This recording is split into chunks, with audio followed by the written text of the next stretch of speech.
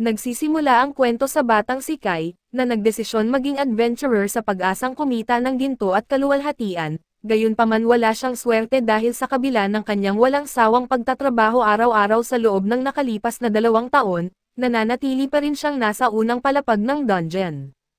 Gaya ng karaniwang araw, pumunta si Kai sa mga kuweba at dahan-dahan na lumapit sa isang slime na nasa lupa, ngunit sa halip na kumuha ng espada o kutsilyo, kinuha niya ang isang insecticide at nag-spray ng 2 bote sa slime hanggang sa matuyo at mamatay ito.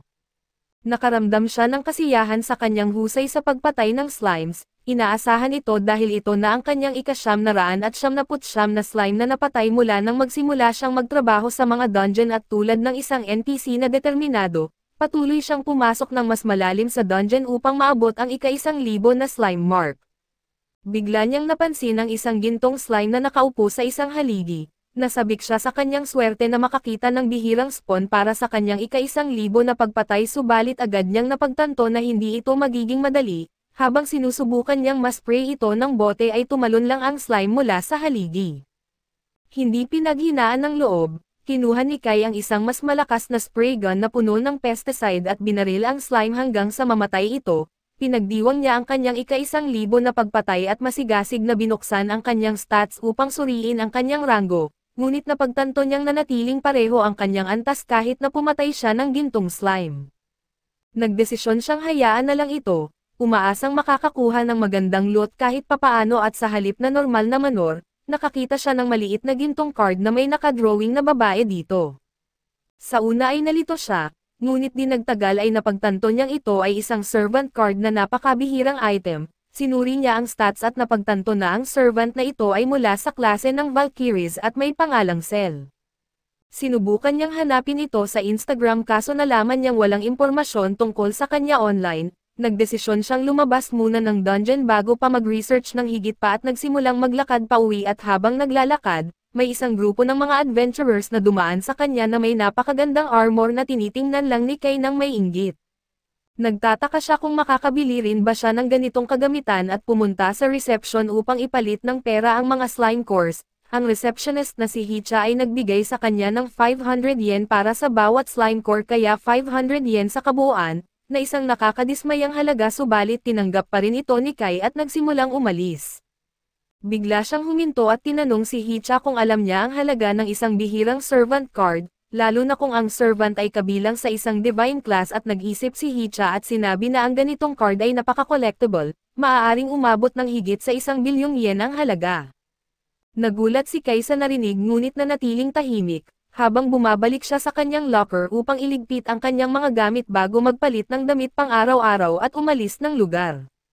Lumabas na ang dungeon ay bahagi ng isang amusement park kung saan ang mga tao ay maaaring magkaroon ng membership at pumasok upang mag-explore at makahanap ng mahahalagang bagay. Ilang mga bata ang naglalakad sa paligid suot ang mga costume at pinag-uusapan kung paano nila nais maging isang explorer kapag lumaki na sila. Pero si Kai ay lubos na nalulunod sa kanyang mga iniisip pa rin ang tungkol sa card habang naghihintay ng tren at sa huli ay nakipagkita siya sa kanyang 2 kaibigan na sina Shinji at Hato. Sumakay sila ng tren at doon ay binanggit ni Kai na nasa level 3 pa rin siya at tinanong sila kung bakit hindi sila nag-e-explore ng mga dungeon. Sumagot si Hato na 2 taon na ang nakalipas nang una silang sumubok mag-explore ng mga dungeon. Umabot sila sa ikalawang palapag kung saan nakatagpo sila ng isang goblin at akala nila ay madali nilang matatalo ito pero pinagtulungan sila ng goblin. Mula noon ay napagdesisyonan nina Shinji at Hato na hindi para sa kanila ang mga dungeon at mas masaya silang nag-e-explore ng ibang atraksyon gamit ang kanilang mga passes. Sa gabi bumababa si Kai ng tren at nagsimulang maglakad pauwi sa kanilang bahay kung saan kumain siya ng hapunan kasama ang pamilya at nagbanyo bago matulog. Kinaumagahan, iniisip pa rin niya kung dapat niyang ibenta ang card o hindi, dahil ang 1,000,000,000 yen ay makakabili sa kanya ng lahat ng armor na gusto niya at maraming video games. Ang kanyang pag-iisip ay naputol ng isang boses at ito pala ang kanyang kaibigang si Katso na nagtanong kung nasaan siya kagabi. Nagdesisyon siyang magsinungaling at sinabing nasa party siya kasama sina Shinji at Hato. Ngunit sa kanyang pagkadismaya ay nakita siya nina Shinji at Hato at lumapit sa kanya. Agad niyang dinala sila sa isang tabi at nakiusap na huwag sabihin kay Katso na nagpunta siya sa dungeon kahapon at pumayag naman sila, ngunit nang tanungin ni Katso kung ano ang ginawa nila sa party ay nagbigay sila ng iba't ibang sagot tulad ng crack, hookers at bowling. Napagtanto ni Katso na nagsisinungaling sila at tinanong kung nagpunta si Kai sa mga dungeon, ngunit nagawang magsinungaling ni Kai at halos makatakas siya at kinagabihan sa paaralan ay tinanong niya ang kanyang mga kaibigan kung ano ang gagawin nila sa isang servant card, at agad silang sumagot na ibebenta nila ito dahil napakahalaga nito at hindi mo maaaring isummon ang isang servant sa labas ng mga dungeon. Iniisip ni Kai kung dapat niyang ibenta ang item kaso nang pumunta siya sa mga dungeon kinabukasan, nagdesisyon siyang itago ito para sa sarili dahil nais niyang maging isa sa pinakamalakas na adventurer na makikita ng sinuman. Nagtago si Kai mula sa camera at kinuha ang card bago tawagin si Silly at ito ang Valkyrie, upang maging kanyang servant at sundin ang kanyang utos at biglang nagningning ang card at naglabas ng maliwanag na ilaw na naging isang malaking babae na may mga pakpak sa likod at mga palamuti sa harap. Tila ethereal ang kanyang anyo habang hinawakan niya si Kai at biglang nawala, nalilito si Kai sa nangyayari nang bigla siyang lumingon at makita ang isang maliit na batang nakasuot ng armor na nakatayo sa kanyang tabi.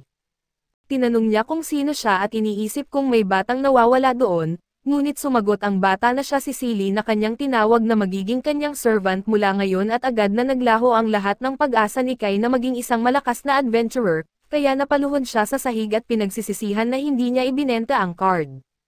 Nagdesisyon siyang magpakatatag, tumayo at sinabi kay Silly na kailangan nilang manghuli ng slime at agad sinabi ni Silly na may naamoy siyang malapit na slime, kaya nagdesisyon si Kai na subukan ang kanyang instinct at inutusan siyang pangunahan siya papunta sa halimaw. Madaling natagpuan ni Silly ang slime kaya tinanong ni Kai kung kaya niyang patayin ito para sa kanya, pumayag agad si Silly at bago lumabas sa bukas na lugar ay hindi inaasahan ni Kai ang marami mula sa maliit na batang babae subalit sa kanyang pagkagulat, nag-conjure si Silly ng isang lightning attack na sobrang lakas na akala ni Kai ay guguho ang buong kuweba.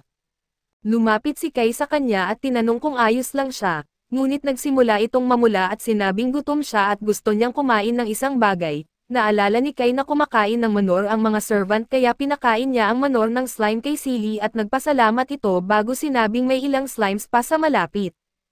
Tinanong niya kung bumalik na ang kanyang lakas at napatango si Silly bago umalis, pero pinigilan siya ni Kai at tinanong kung slimes lang ba ang kaya niyang matukoy at agad na sinabi ni Silly na kaya niyang matukoy lahat ng halimaw at hindi lang slimes, pero pagkatapos ng bawat laban ay nagugutom siya at kailangan niyang kumain ng manor.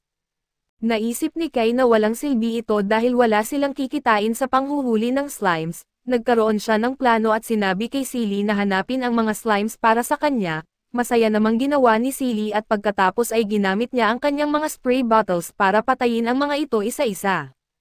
Tila ito ang pinakamabisang paraan ng operasyon dahil ang paghahanap ng slimes ay isang trabaho na mismo. Pero sa ganitong paraan ay matitipid niya ang oras sa direktang pagtungo sa mga target at pag-neutralize sa kanila gamit ang kanyang murang insecticide spray. Pagkatapos pumatay ng maraming slimes, umabot si Kai sa level 4 at nagkamit ng bagong passive skill na tinatawag na Slime Slayer na nagbibigay sa kanya ng 50% na dagdag na stats kapag lumalaban sa mga slimes. Nadismaya siya sa kanyang bagong skill pero pinataas ni Silly ang kanyang moral sa pagsasabing ang pagkakaroon ng skill ay isang achievement na rin. Tumingin siya kay Silly at ngumiti, nagpapasalamat sa tulong at sinabi na uuwi na siya ngayon at palibhasay gabi na. Tinanong ni Silly si Kai kung tatawagan niya ulit siya sa lalong madaling panahon at nangako siyang gagawin iyon. Pagkatapos ay ibinalik niya si Silly sa servant card at papunta na siya sa reception para ibenta ang slime core, na ikinagulat ni Hitso dahil nalampasan niya ang daily slime extermination record ng malaki at tinanong ni Hitso kung paano niya nagawa iyon, at nagsisinungaling si Kai na sinuwerte lang siya at kinuha niya ang kanyang 1,500 yen na reward bago umuwi. Sa gabi ay iniisip niyang pumunta sa ikalawang antas ng dungeon dahil kahit nakakatakot ang mga goblin, naniniwala siyang mas malakas si Silly at kaya nilang talunin ang mga iyon at ng gabing iyon, na naginip siya ng alaala noong bata pa siya kung saan nakaupo siya sa harap ng TV kasama si Katso habang ini-interview ng reporter ang tatay ni Katso na isang kilalang adventurer. Napuno si Kai ng paghanga sa panayam na iyon at nagdesisyong sundan ang mga landas nito at maging isang adventurer. Kinabukasan ay nagising siya na may bagong kumpiyansa at determinasyon habang patungo siya sa ikalawang palapag kasama si Silly at ang bagong espada at kalasag na binili niya sa kanyang pera.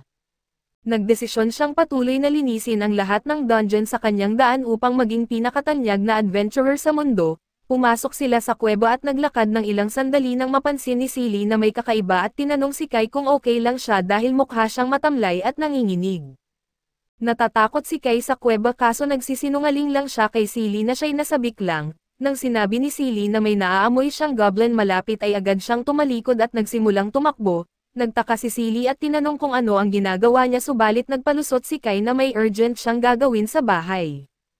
Bigla niyang naalala ang tatay ni Katso sa TV interview at tumigil siya. Nagpas siyang hindi basta-basta isuko ang kanyang mga pangarap kaya't hinawakan niya ang kanyang kahoy na espada at sinabing pangunahan siya ni Silly. Agad nilang natagpuan ang goblin na natutulog sa likod ng malaking bato kaso takot na takot si Kai na gumawa ng anuman, kaya tinanong niya si Silly kung pwede niya itong patayin at agad na pumayag si Silly at nagsimulang mag-chant ng kanyang spell habang nagising ang goblin, ito'y handang lumaban. Ngunit biglang tumalon si Kai sa gitna nila dala ang kanyang espada at sinabi kay Silly na nagbago ang kanyang isip. Sinabi niya kay Silly na maging handa sa pagtulong at nagmamadali siyang tumakbo papunta sa goblin pero sablay ang kanyang pag-atake dahil humilag ito.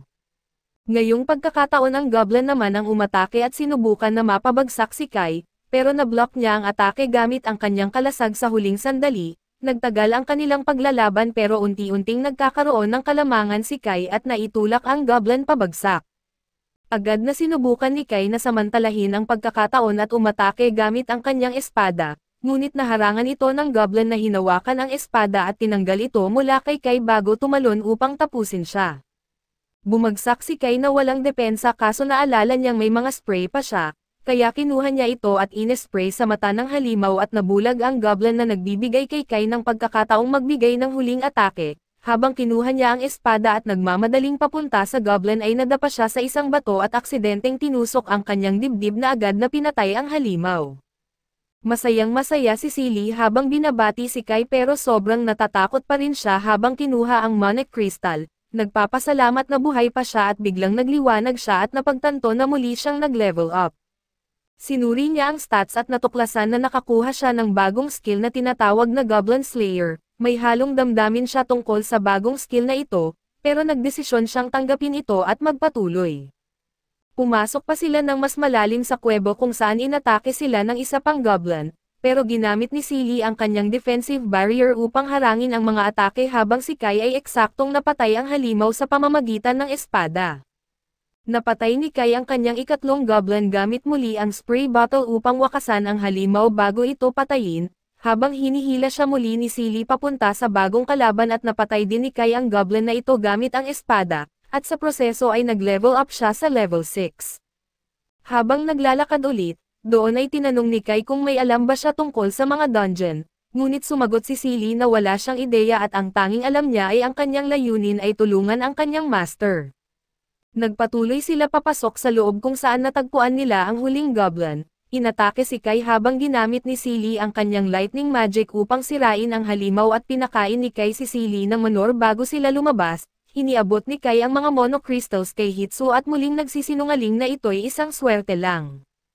Umuwi siya kung saan sa wakas ay sobrang sakit ng kanyang katawan na hindi na siya makagalaw mula sa kanyang kama. Kinabukasan ay pilit niyang iniangat ang sarili at naglakad papuntang paaralan kasama si Katso, na agad na napansin na baka pumunta siya sa mga dungeon. Tumanggi si Kai at sinabing nag-gym lang siya at nag-bodybuilding kaya siya masakit ang katawan, nagpa siya si Katso na palampasin ito at naglakad muli.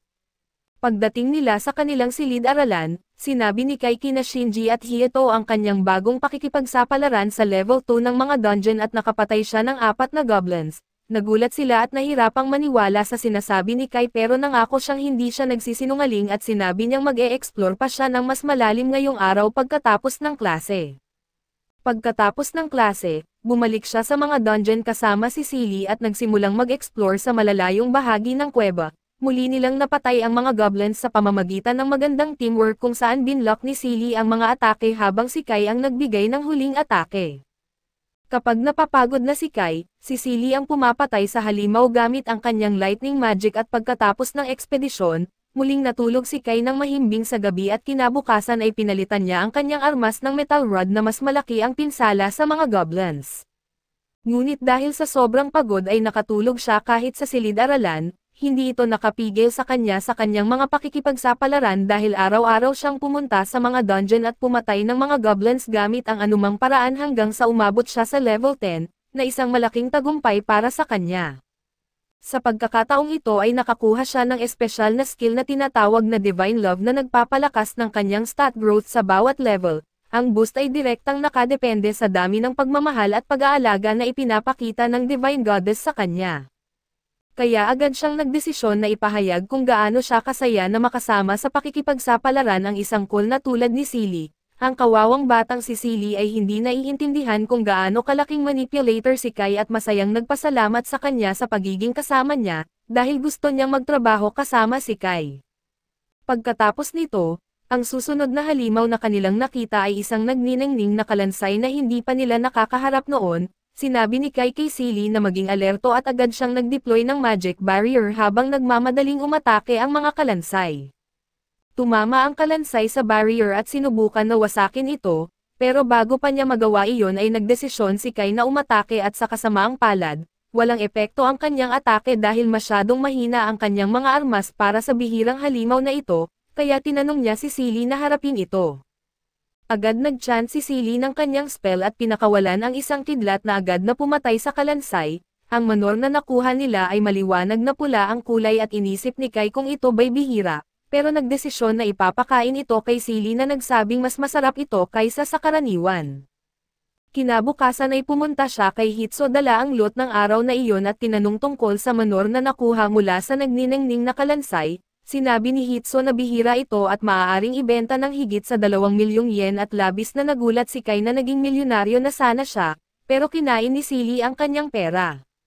Sinabi ni Hitso na huwag mag-alala dahil kung nakatagpo siya ng ganoon minsan, may magandang tsansa na makikita niya ito muli at sa gabi. Iniisip ni Kai ang nawalang pera pero nagdesisyon na hindi ito mahalaga dahil nag-level up pa rin siya ng marami.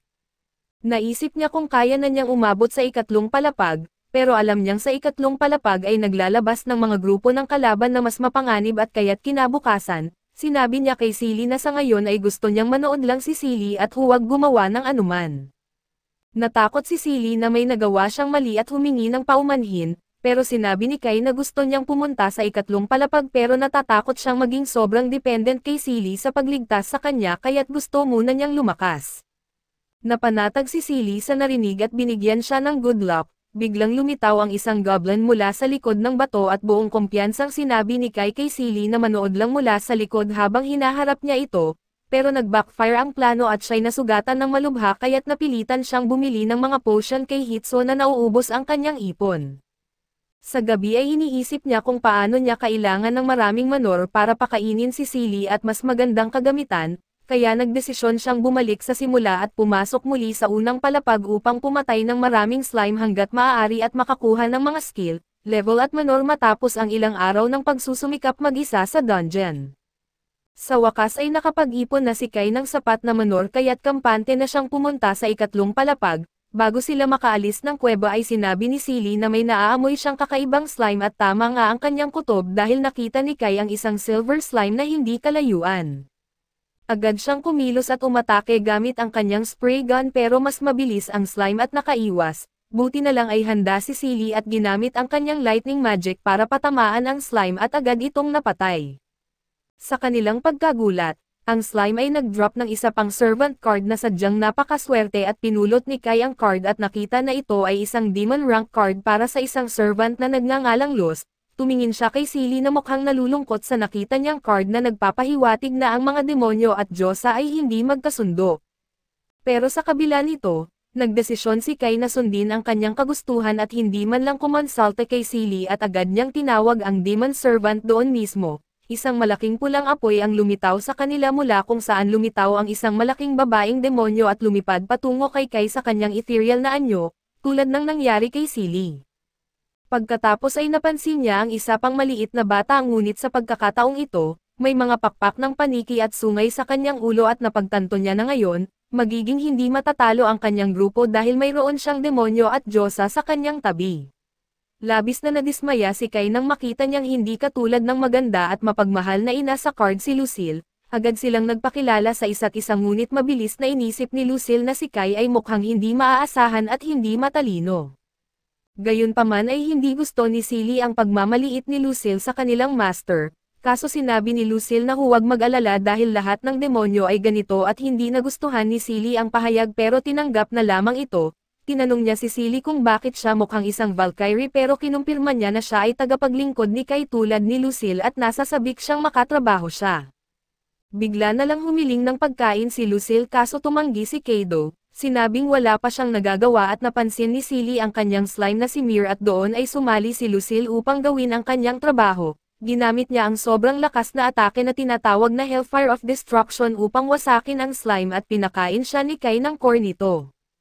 Subalit humiling pa siya dahil hindi siya nasiyahan at sinabi ni Kai na wala na siyang ibang core. Tinawag siyang kuripot ni Lucille at napipilitang gumamit ng isa pang atake at ito ang Breath of Eresian sa isang goblin na halos natunaw, ngunit natagpuan ni Silly at Kai na sobrang gross ito upang panoorin. Ibinigay ni Kai ang core kay Lucille na mas nagustuhan ito kaysa sa slime core, iminungkahi ang pag-explore sa mas mababang palapag para sa mga core mula sa mas malalakas na halimaw pero pinigilan siya ni Kaido, sinasabing may mas maraming halimaw sa ikatlong palapag. Hindi nakita ni Lucille na may problema dito kaso iginiit ni Kai na kailangan muna nila ng mga bagong armas at supply, kaya't sumang-ayon siya na makinig sa kanya lalo na pagkatapos sabihan ni Silly na sundin ang kanilang master. Kinabukasan ay nagtungo ang tatlo sa ikatlong palapag at sa pagkakataong ito ay bumili si Kai ng crossbow bilang kanyang bagong armas. Akala ni Silly na bagay ito sa kanya at binanggit ni Kai na medyo mahal ito. Pero binanggit ni Lucille na hindi mahalaga ang presyo at nakasalubong nila ang dalawang hellhounds at bumaril dito si Kai kaso hindi niya tinamaan ito kaya inatake siya ng mga hounds. Agad na pinrotektahan siya ni Silly gamit ang isang barrier at pinatay ni Lucille ang mga hounds gamit ang Hellfire Destruction. Pinakain ni Kai si Lucille ng isang core kaso humiling pa siya ng isa pa at muling tumanggi si Kaido, sinasabing wala nang matitira kung kakainin niya lahat. Hindi natuwa si Lucille pero nangako si Kai ng dagdag na core kung papatay pa siya ng mas maraming halimaw, nagbanta siya na papatayin siya kung sisirain niya ang kanyang pangako na medyo ikinatakot ni Kai at pagkatapos ay nakatagpo nila ang dalawang wild boars. Gumamit ulit si Lucille ng Hellfire of Destruction pero isa lamang ang napatay, kaya't sumugod ang isa pang boar sa kanila at sinubukan ni Lucille na gumamit ng isa pang atake kaso pinigilan siya ni Kai at bumaril sa boar. Subalit hindi sapat ang isang bala na ikinagulat ni Kai at siya ay bumagsak. Sinubukan ni Silly na tumulong gamit ang kanyang Divine Lightning at bago pa man niya magawa ay pinatay ni Kai ang boar sa isa pang bala. Pinuri siya ni Silly pero nahanap ni Lucille na nakakahiya dahil natakot siya at bigla na lang napansin ni Kai na umabot na siya sa level 11, at muling humiling ng mga magic cores si Lucille. Pagkatapos nito ay umalis si Kai sa lugar at iniisip na wala siyang kikitain kung patuloy niyang ibibigay ang lahat ng core sa kanyang mga tagapaglingkod. Sa daan ay narinig niya ang isang grupo ng mga adventurer na nag-uusap at nalaman na 3 babae sa grupo ang kayang makarating sa ika-6 na palapag ng walang problema. Sa klase ay iniisip ni Kai ang tungkol dito at sigurado siyang kaya rin nilang makarating sa ika-6 na palapag kung magsikap sila. Nangangarap siya ng nagigising tungkol sa pag-angat pa sa dungeon at napansin ng kanyang mga kaklase ang kanyang pagkalito. Nagtataka ang mga kaklase ni Kai kung paano siya naging masaya na gayong hindi pa sila nakakapuntos ng sapat para makapasok sa kanilang nais na paaralan, na pag-alaman nilang wala pa siyang napiling paaralan kaya siya maligaya. Ngunit narinig ito ng kaibigan niya at tinanong si Kai kung aling paaralan ang pipiliin niya, di sigurado sa isasagot at tinanong niya kung anong paaralan ang pipiliin nito. Sinabi niyang pupunta siya sa Oka Academy at nagtataka kung sasama rin si Kai doon. Hindi pa nakakapili, sinabi ni Kai na sasama siya na ikinatuwa naman nito dahil muli silang magkakasama sa paaralan at nagtaka si Kai kung bakit siya sobrang saya, napagpasyahan ng kanyang mga kaibigan na huwag sabihin sa kanya para sa kanyang ikabubuti at lumipat ang eksena sa labyrinth, kung saan pinapatay ng mga tagapaglingkod ang lahat ng mga halimaw na kanilang makasalubong isa-isa. Hindi tulad ni Silly ay palaging humihiling si Lucille ng mas maraming cores kay Kai at wala siyang magawa kundi sundin siya. Hindi masaya si Silly tungkol dito pero hindi ito napansin ni Kai at gayunpaman, nang tumingin si Silly sa kanya, tinanong niya kung may problema kaso hindi nagsabi ng anuman si Silly. Sa bahay ay napansin ni Kaido na nanunood ang kanyang ina ng isang drama sa TV na may katulad na sitwasyon sa kanyang nararanasan. Habang pinapanood ang drama ay napagtanto niya na malamang ay kinakabahan si Silly dahil sa bagong tagapaglingkod na si Lucille, natatakot na maaaring humantong ito sa isang duelo sa pagitan nila tulad sa drama.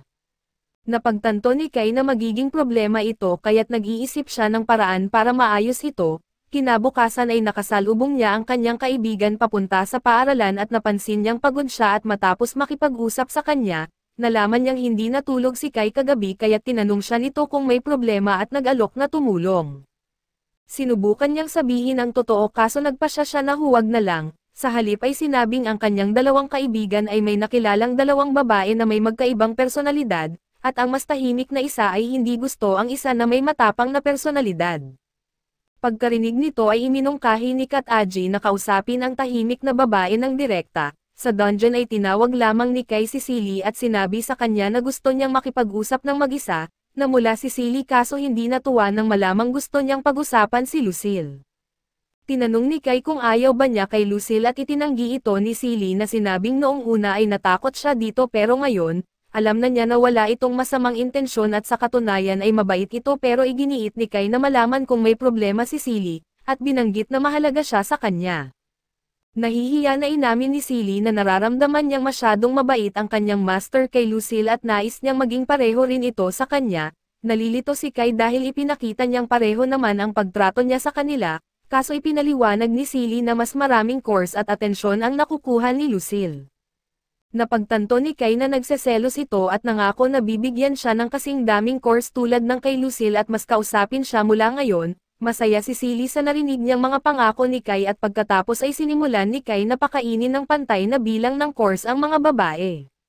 Pinuri ni Kai si Silly para sa kanyang napapanahong atake sa isang halimaw, na naging dahilan para humiling din ng papuri si Lucilia at pinuri rin siya ni Kai na gumawa sa kanya na maging mapagmataas at nakita nila ang isang wild boar na pinabagsak ni Silly, na nagdulot sa kanya ng pag-level up. Napansin ni Kai na malaki ang pagtaas ng mga stats nito at natuwa siya. Binati siya ni Lucille at hindi nagtagal ay nakatagpo sila ng 3 hellhounds na pinatay ni Silly sa isang atake, nakipaglaban ulit sila sa isang wild boar at pinrotektahan niya ang lahat gamit ang isang barrier. Napansin ni Kai na mas matibay na ang kanyang mga barrier at sinubukan na atakehin ni Lucille ang boar, kaso pinigilan siya ni Kai dahil gusto niyang siya ang humarap dito at pinakain niya si Silly ng ilang course na ikinainis ni Lucille dahil hindi siya nakalaban. Malumanay na humiling si Silly ng higit pang course kay Kai, na napagtanto niyang ang pag-level up ay nagdulot din ng pagtaas ng kanyang gana sa pag-consume at ng hapon na iyon, ipinagpalit ni Kai ang mga course para sa pera at napansin ng appraiser na mas kaunti ang dinala niyang course kamakailan na ikinadismaya nito. Kinabukasan ay pinatay ni Kai ang 25 slime sa unang antas ng dungeon at pinuri siya ni Silly. Ngunit hindi natuwa si Lucille dahil hindi siya nakalaban at ipinaliwanag ni Kai na hindi siya makakapag-ipon ng magic course kung lalaban din siya at tinanong ni Lucille kung bakit pa siya tinawag ni Kaido, kaso ipinahayag ni Silly ang kanyang kasiyahan na suportahan si Kai. Pinasalamatan siya ni Kai sa kanyang suporta na ikinatuwa ni Lucille at kahit hindi niya ito ipinakita ng hayag, tahimik na sumang-ayon siya na patuloy na susuportahan si Kai at lumipat ang eksena. Siya ay naghahanap sa online ng mas mahusay na gamit at nakakita siya ng isang carbon nanosuit na masyadong mahal para sa kanyang budget. Sa dungeon ay nakatagpo siya ng isang asol na metallic slime na inisip niyang biyaya ng kanyang Diyos. Inaasahan niya ang isang servant card ngunit nagulat siya ng magic orb ang bumagsak at ipinaliwanag niya na magagawa siyang isang mage ng orb na ito, at ginamit ito upang makuha ang water ball skill. Masigla siyang nakatagpo ng isang hellhound at hiniling niya sa babae na mag-cast ng barrier habang inuutusan si Lucille na atakihin ito kung hindi siya tumama. Agad na nag-cast ng barrier si Silly kaso hindi nasaktan ng water ball ang hellhound kaya't tinalo ito ni Lucille. Pagkatapos makita ang performance nito, nadismaya si Kai sa hindi pagiging epektibo ng kanyang mahika at sinubukan na maaliw siya ni Silly at hinahangaan ang kanyang kakayahang gumamit ng mahika. At biniro ni Lucille na hindi na siya mag-alala tungkol sa inuming tubig at pinagsisihan ni Kai na hindi niya naibenta ang magic orb.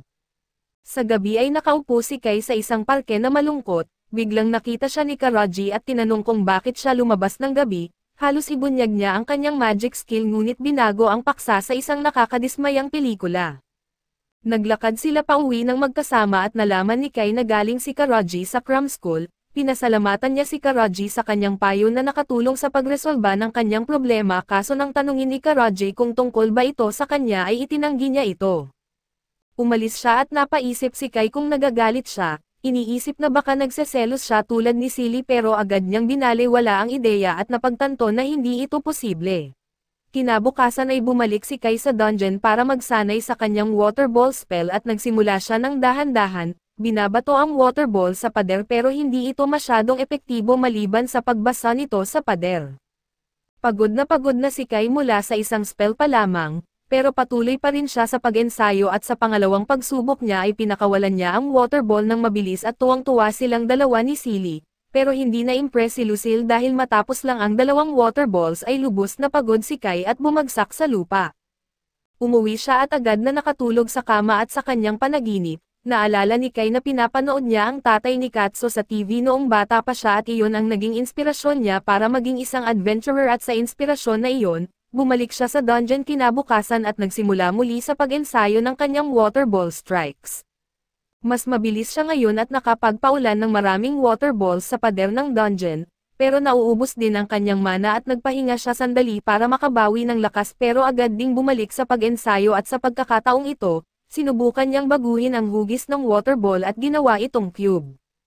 Tuwang-tuwa siya sa tagumpay na ito at patuloy na nag-eksperimento. Binibigyan ng iba't ibang hugis ang water ball, kaso agad din siyang napagod at bumagsak, at habang lumalabas siya sa dungeon, nadapa siya at nahulog sa mga bisig ng isang adventurer at agad siyang tumayo at nagsorry, pero nag-alala ang adventurer sa kalagayan niya. Sinabi ni Kai na okay lang siya at umalis. Pero nag-aalala pa rin ang adventurer dahil mukhang hindi maayos ang kalagayan ni Kai, at ang kanyang grupo ay na-impress sa sipag ni Kai at pumasok sa dungeon. Mamaya ay nakatulog si Kai sa klase at nang gisingin siya ng guro ay sumigaw siya na ibibigay niya ang lahat sa pag-ensayo, at doon ay nagtawanan ang buong klase.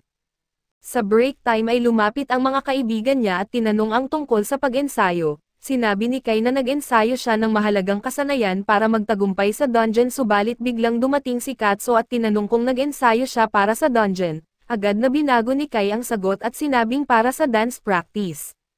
Natuwa si Katso at sinabing huwag magpakapagod masyado at gusto niyang mapanood ang performance ni Kai balang araw.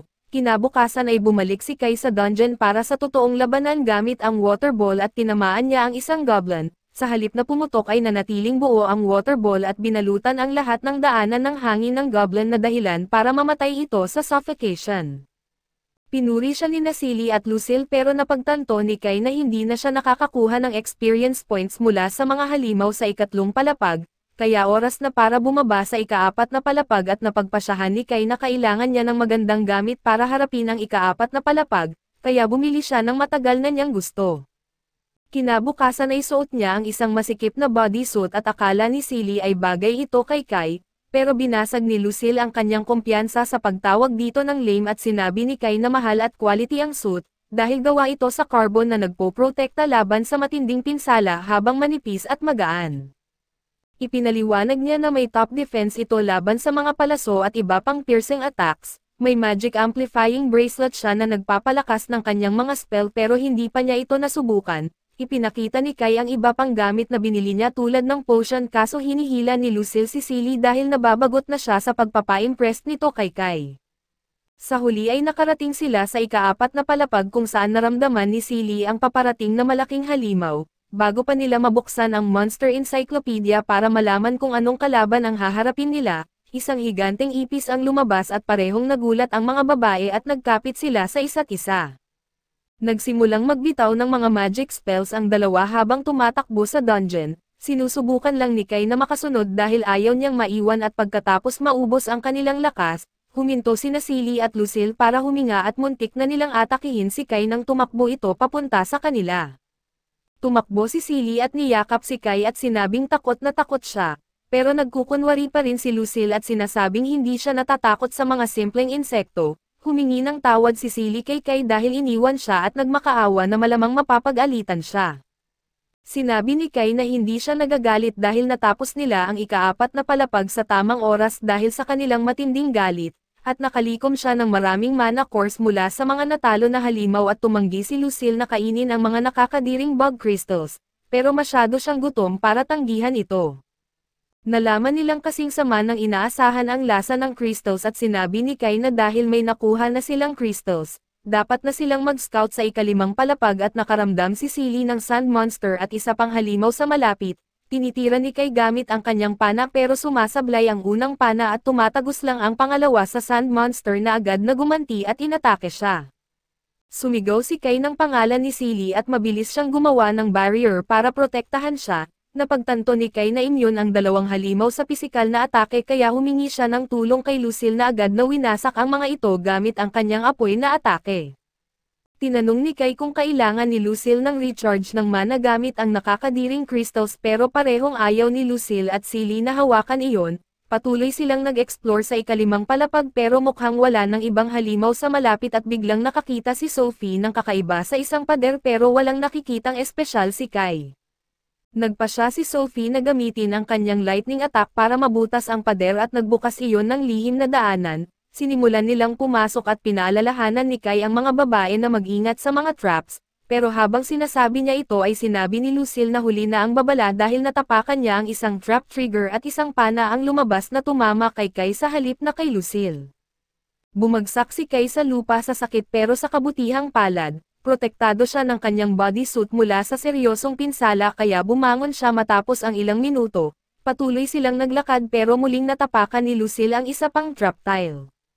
Umatras si Kai para maiwasan ang pana pero sa halip ay tinamaan siya ng kidlat at sa kanyang pagkagulat, wala siyang naramdaman kundi mas naging energized pa siya at sinabi ni Lucille na tigilan na ni Kai ang pagpakaba sa kanya pero nang tanungin siya ni Kai kung nag-aalala talaga siya, nagbalik siya sa kanyang karaniwang pagkukunwari. Sa wakas ay natagpuan nila ang isang malaking gate na may nakakamanghang pinta at naramdaman ni Silly ang malakas na presensya sa kabilang panig. Handa nang umuwi si Kai pero ayaw siyang ipauwi ng dalawang babae at sinubukan niyang buksan ang gate, pero hindi ito gumagalaw kaya pinakawalan na lang ni Silly ang kanyang lightning attack dito at si Kai ay tahimik na umaasang hindi siya kakasuhan ng pagwasak sa ari-arian ng dungeon. Pagpasok nila ay humarap sila sa dalawang malupit na halimaw at isang pulang ogre at isang malaking slime.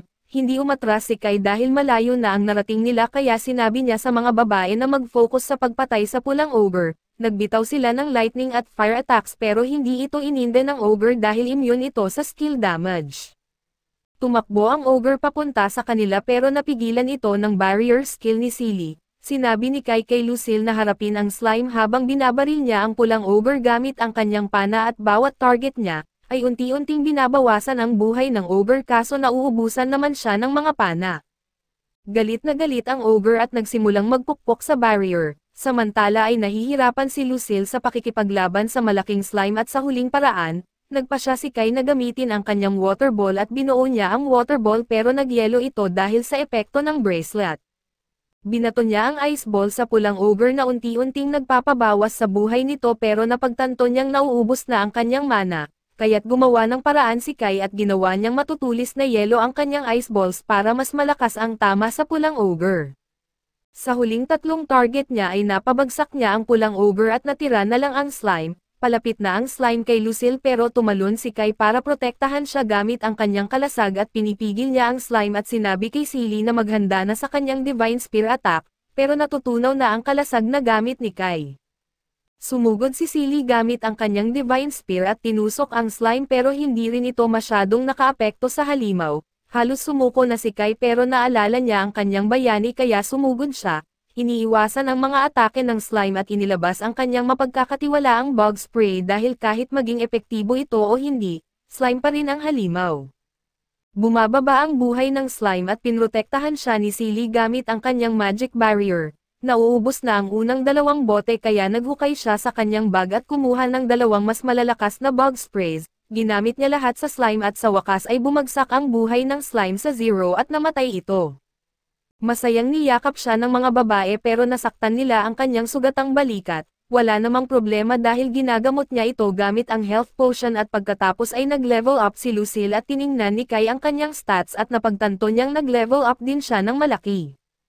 Agad siyang nagtipon ng mga mana cores at natagpuan ang red core ng ogre na alam niyang may mataas na halaga. Sa paghahanap ng core ng slime ay natagpuan niya ang isang rare grade magic sword na parang steak knife kaysa sa magic sword.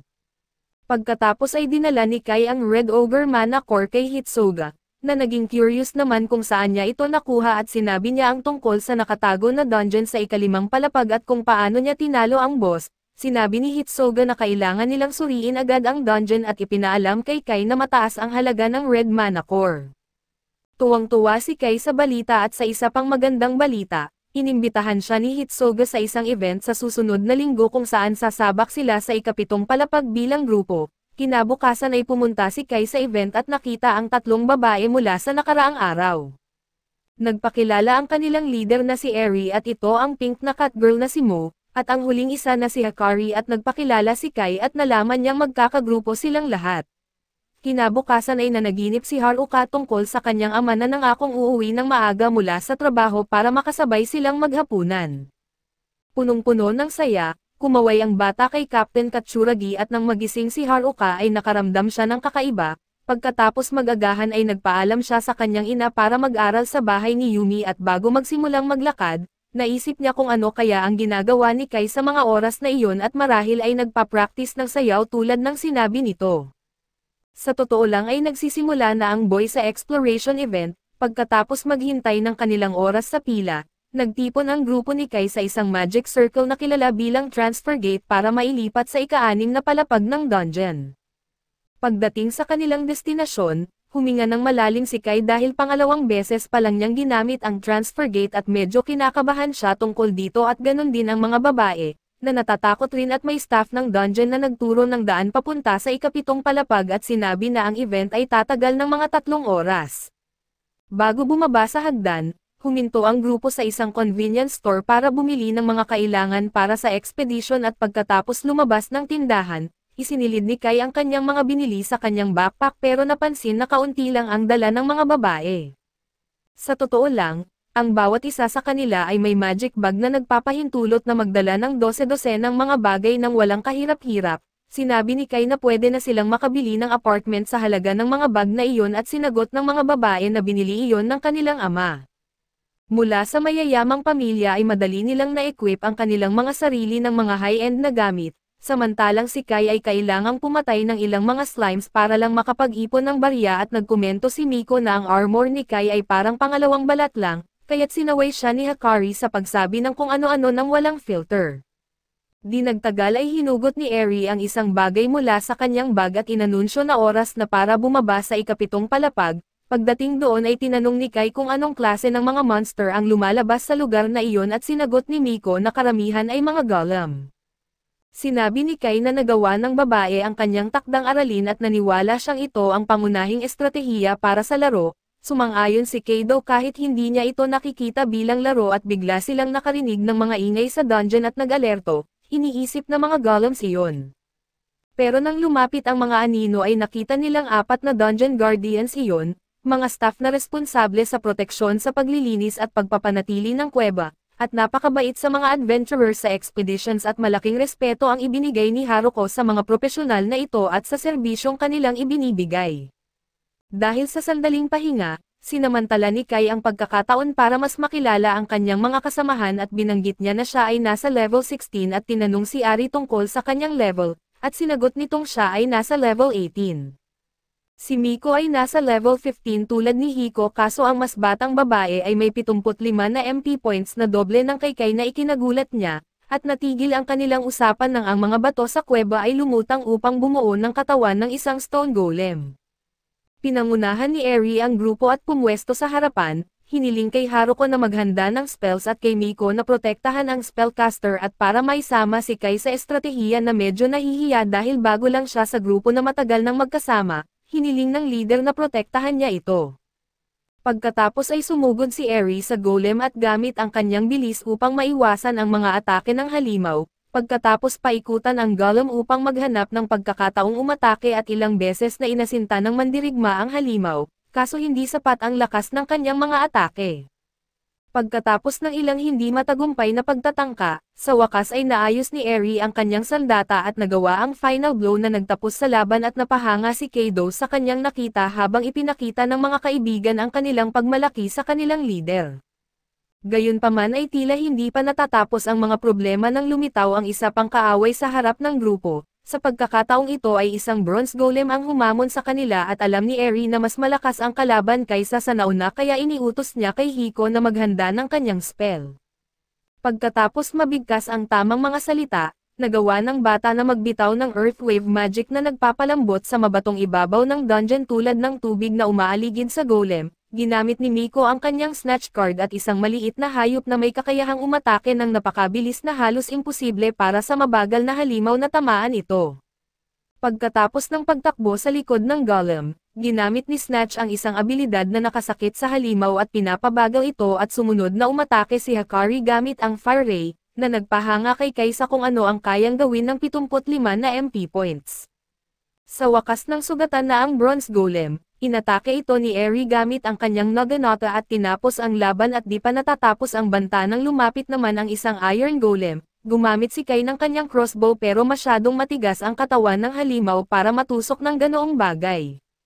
Pinili ng golem si Hakari bilang unang target kaya't humarap si Somo para protektahan ang kanyang kaibigan. Kahit na mukhang hindi ito gaanong makakatulong at gayunpaman ay umatake si Eri at naitaboy ang braso ng halimaw gamit ang kanyang sandata na nag-iwas sa trahedya.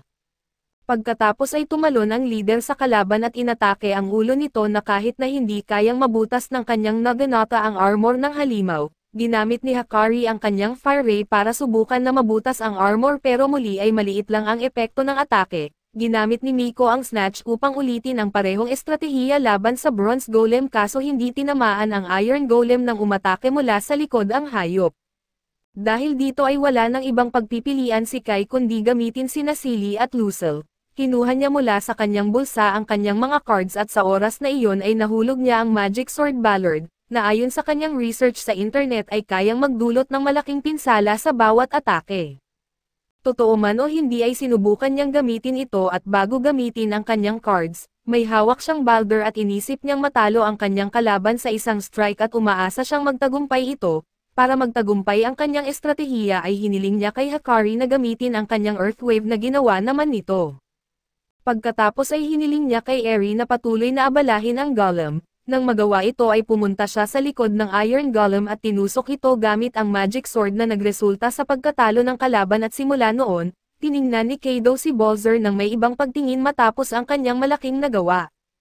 Pagkatapos ay nagtipon ang grupo para sa tsaa at hindi mapigilan ng mga babae na banggitin ang kahangahangang bagay na hawak ng bata. Bukod dito ay sinabi ni Miko na nagustuhan ni Snatch ang bata at nagulat siya dito lalo na't hindi pa siya nakakita ng carbuncle noon. At ito ay dahil ang mga servants ay hindi ni-record ng mga kamera sa dungeon ayon sa master ni Snatch. Hindi ito alam ni Kai, pero ngayon ay naiintindihan na niya kung bakit hindi pa siya nakakakita ng ganito o bakit walang staff ang nagtatanong tungkol kina Silly at Lucille. Tinanong niya kung silang tatlo lang ba ang nakakaalam tungkol sa pagkakaroon ni Snatch, pero dahil binili ni Miko ang card sa isang auction at nirehistro ito sa guild at ito ay alam na ng lahat.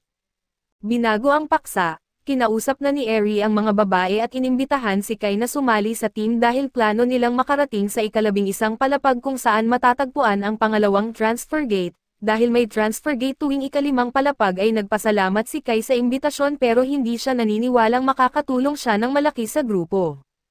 Sa kanyang isip ay isa lang siyang ordinaryong tao na paminsan-minsan lang mag-adventure at sa kabilang banda, hindi nakikita ng mga babae ang mali dito at sinisigurado pa nilang mas magiging ligtas sila kung kasama siya. Habang hindi pa makapagdesisyon si Kai ay tinanong ni Eri kung may iba pa siyang kasamang grupo. Sinabi niyang hindi eksaktong mga tao ay natatakot siyang pag-usapan ito at magmukhang baliw na naglalakad kasama ang dalawang maliit na babae. Iniisip pa lang ito ay naririnig na niya ang sirena sa kanyang ulo.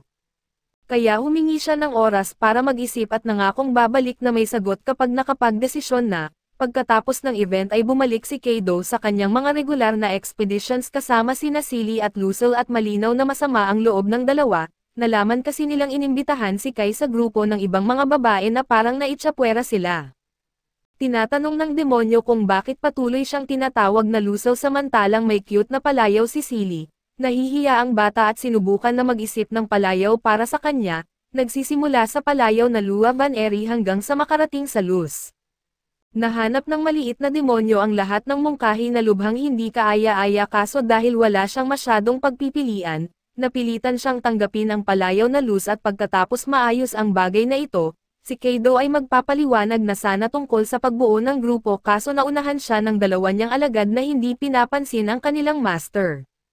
Kinabukasan ay sumama si Kai sa kanyang karaniwang paglalakad kasama ang babae papunta sa eskwelahan. Tinanong ng kanyang kaibigan kung ginugol niya ang weekend sa pag-eensayo ng mga dance moves o pag-eehersisyo kaya nagsisinungaling siya na ginawa niya pareho. Sinamantala ni Katsuragi ang pagkakataon at inimbitahan siya sa susunod na weekend.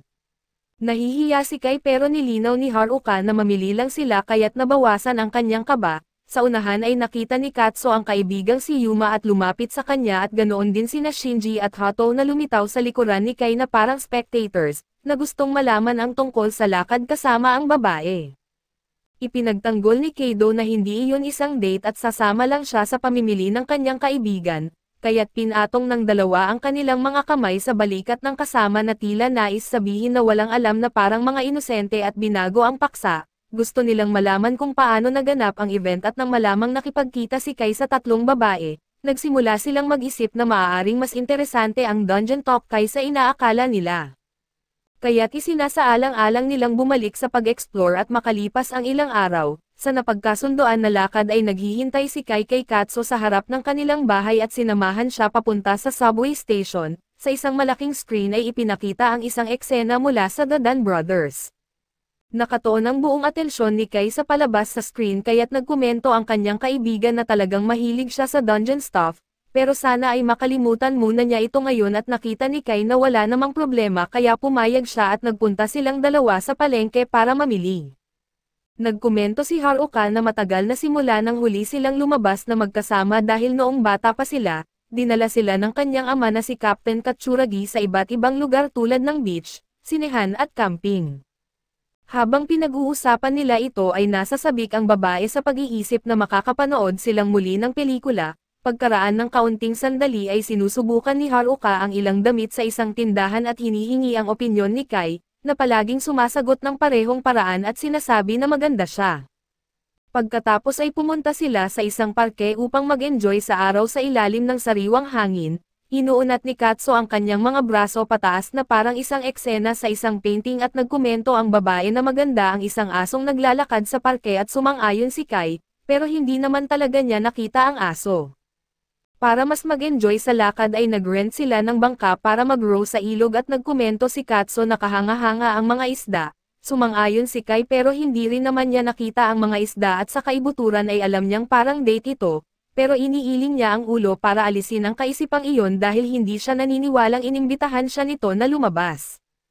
Samantalang nagkomento si Haruka na mas fit ang kanyang kaibigan dahil sa gym at pagsasayaw, at sumang-ayon naman ang walang hiya at mamaya ay nag-share sila ng milkshake at pati ng ice cream, nagpapalitan upang tikman ang isa't isa. Sa pagbalik pa uwi, nahumaling na naman si Kai sa isang Dan Brothers ad sa istasyon habang nakita ni Katsu ang isang ina kasama ang kanyang maliit na anak na babae. Hiniling na pumunta sila sa isang lugar bago umuwi at dumating silang dalawa sa pintuan ng construction site ng dungeon kung saan naroon ang kanyang ama sa ilalim ng lupa.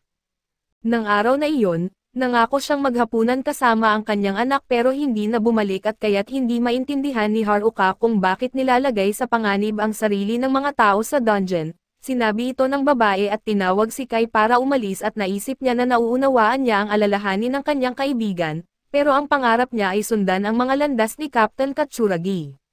Habang lumilipas ang mga araw, ipinapakita na ni Kai ang kanyang kakayahan sa water magic sa pamamagitan ng Bard's Blade at pagkatapos cast ang spell, agad siyang nakagawa ng espada at nahati ang isang golem sa kalahati.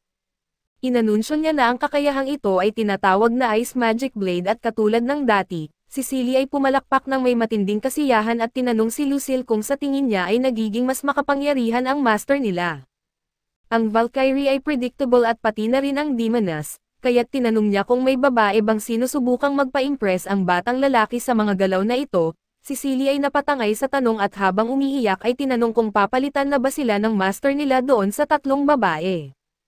Bago pa makasagot si Kai ay humingi ng tawad si Silly kung hindi siya sapat ang ginagawa niya at nangakong gagawin ang lahat para malalampasan ang kanyang mga limitasyon, ngunit hindi naman sa hindi nasisiyahan si Kai sa kanila at ang problema ay hindi niya maipaliwanag ang sarili. Inakusahan ni Lucille ang kawawang batang lalaki na itinatapon sila dahil lang kumakain sila ng magic course na parang tsokolate. Dahil mukhang delikado ang sitwasyon ay nagdesisyon si Kai na isuko ang ibang grupo at nangakong panatilihin ang mga bagay-bagay na gaya ng dati. Gusto ni Silly na sumali ang mga babae sa grupo kung gusto ng kanyang master dahil susuportahan niya ang anumang desisyon nito. Napabuntong hininga si Lucille at sumuko sa pagkontrol ng sitwasyon basta't makakain siya ng magic course. Gustong malaman ni Silly kung bakit gustong isama ni Kai ang mga babae sa grupo at sumagot siya na umaasa siyang mag-evolve kasama sila, bukod pa rito ay kung hindi siya magiging mas malakas, natatakot siyang iwanan siya ng kanyang dalawang tagasunod dahil napakalakas nila. Pinasaya ni Silly ang sitwasyon sa pamamagitan ng pagpapakita ng kanyang pagmamalaki sa pagsisikap ng kanyang master, kaya't naging kampante si Kai na bumuo ng grupo kasama ang mga tao tuwing weekend at nang napag-usapan na ang lahat, kahit na may pahintulot mula sa isang diyosa at isang demoness ay mas natatakot si Kai sa tatlong babae. Tumingin siya sa kanyang telepono at hindi makatawag kay Eri at ito ang pinakamatanda sa kanila. Sa kanyang pagkabigla ay tumawag si Katso at nagulat ang bida at gusto niyang pag-usapan ang isang bagay mula kay Kai pero una, humingi si Kai ng payo kung paano maibsan ang kanyang nervyos at nagsisinungaling na gusto ng kanyang mga kaibigan na tawagan ang ilang mga babae pero hindi makakaya. Sinabi ni Katso na noong bata pa siya, nakita siya ng kanyang ama na humahanga sa isang piano sa entablado at lumapit ang ama niya at tinanong kung kaya niyang tugtugin ito, pero kulang sa kumpiyansa ang bata at umiyak dahil sa tingin niya hindi niya kaya. Pinunasan ng kanyang ama ang kanyang luha at pinangiti siya at mula noon ay nawala ang nervyos at dumating ang saya.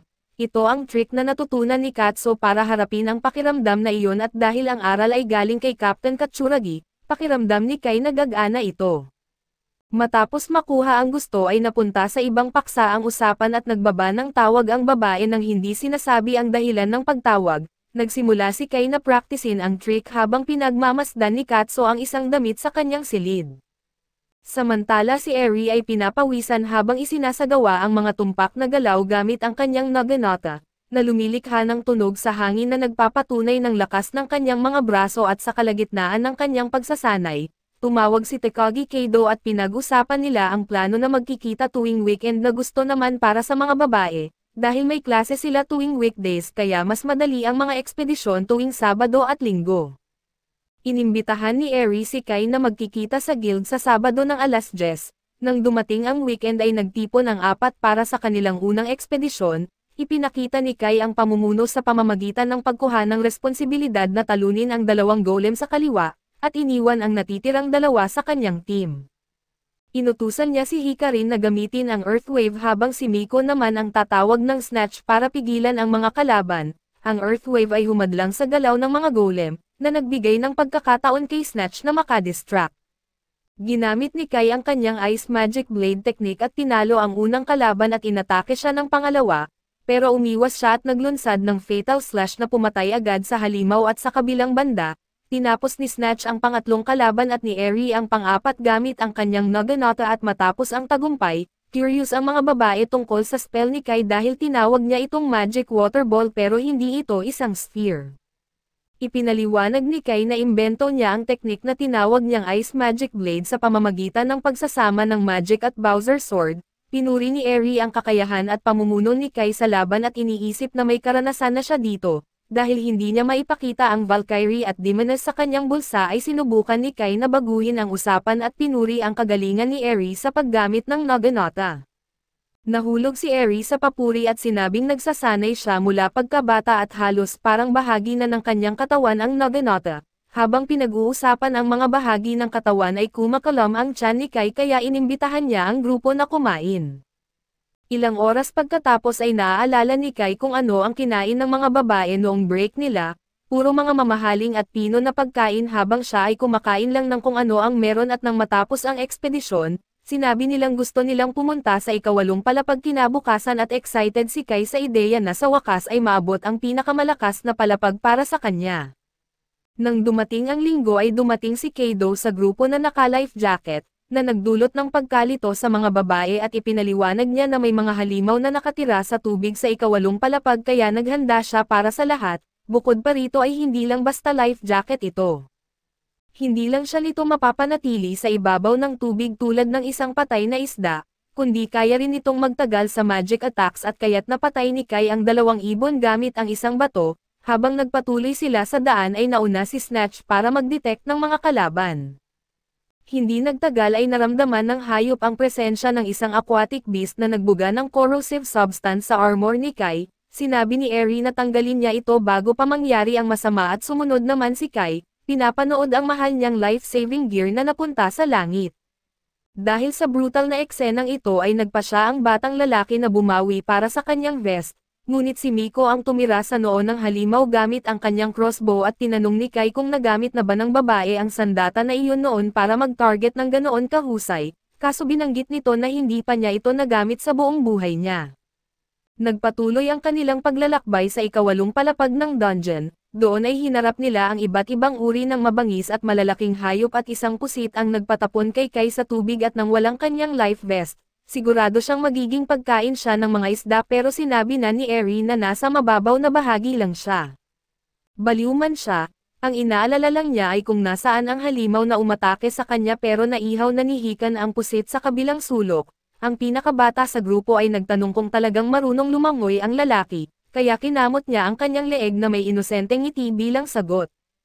Patuloy ang kanilang paglalakbay at nagsimula silang mag-bonding. Ang pinakabagong miyembro ng grupo ay nagpakita ng mahusay na kasanayan sa paggamit ng rifle at ice magic blade para talunin ang mga kalaban at si Eri na mas old school, ay ginamit ang kanyang classic na Nuganote sa pagharap sa mga hadlang.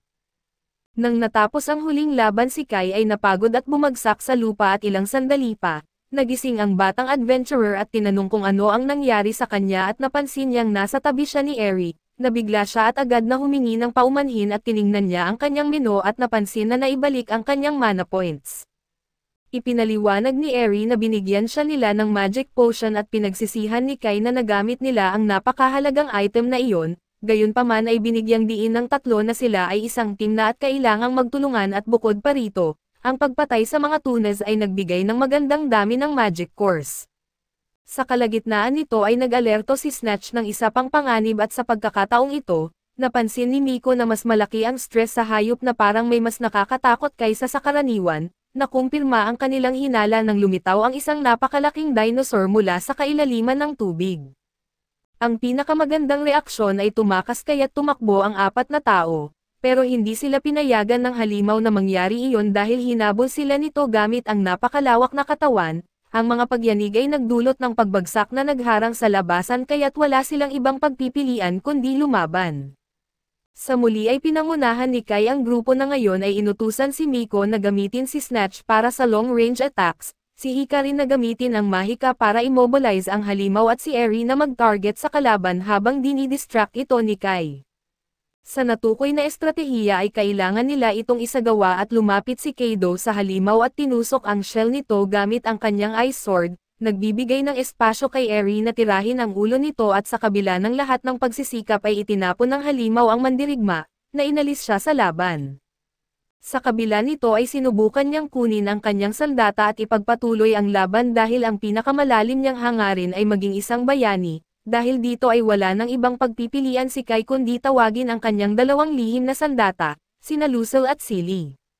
Nang lumitaw sila sa lugar ay nangako silang pagsisihan ng halimaw ang pag-atake sa kanilang master, sinimulan ng Valkyrie ang paglulunsad ng Divine Lightning kasabay ng Demon's Flame of Destruction at ang kombinasyon ng dalawang kapangyarihan, ay nagresulta sa isang nakakapinsalang atake na tumama ng diretso sa dinosaur na tinapos ang labanan.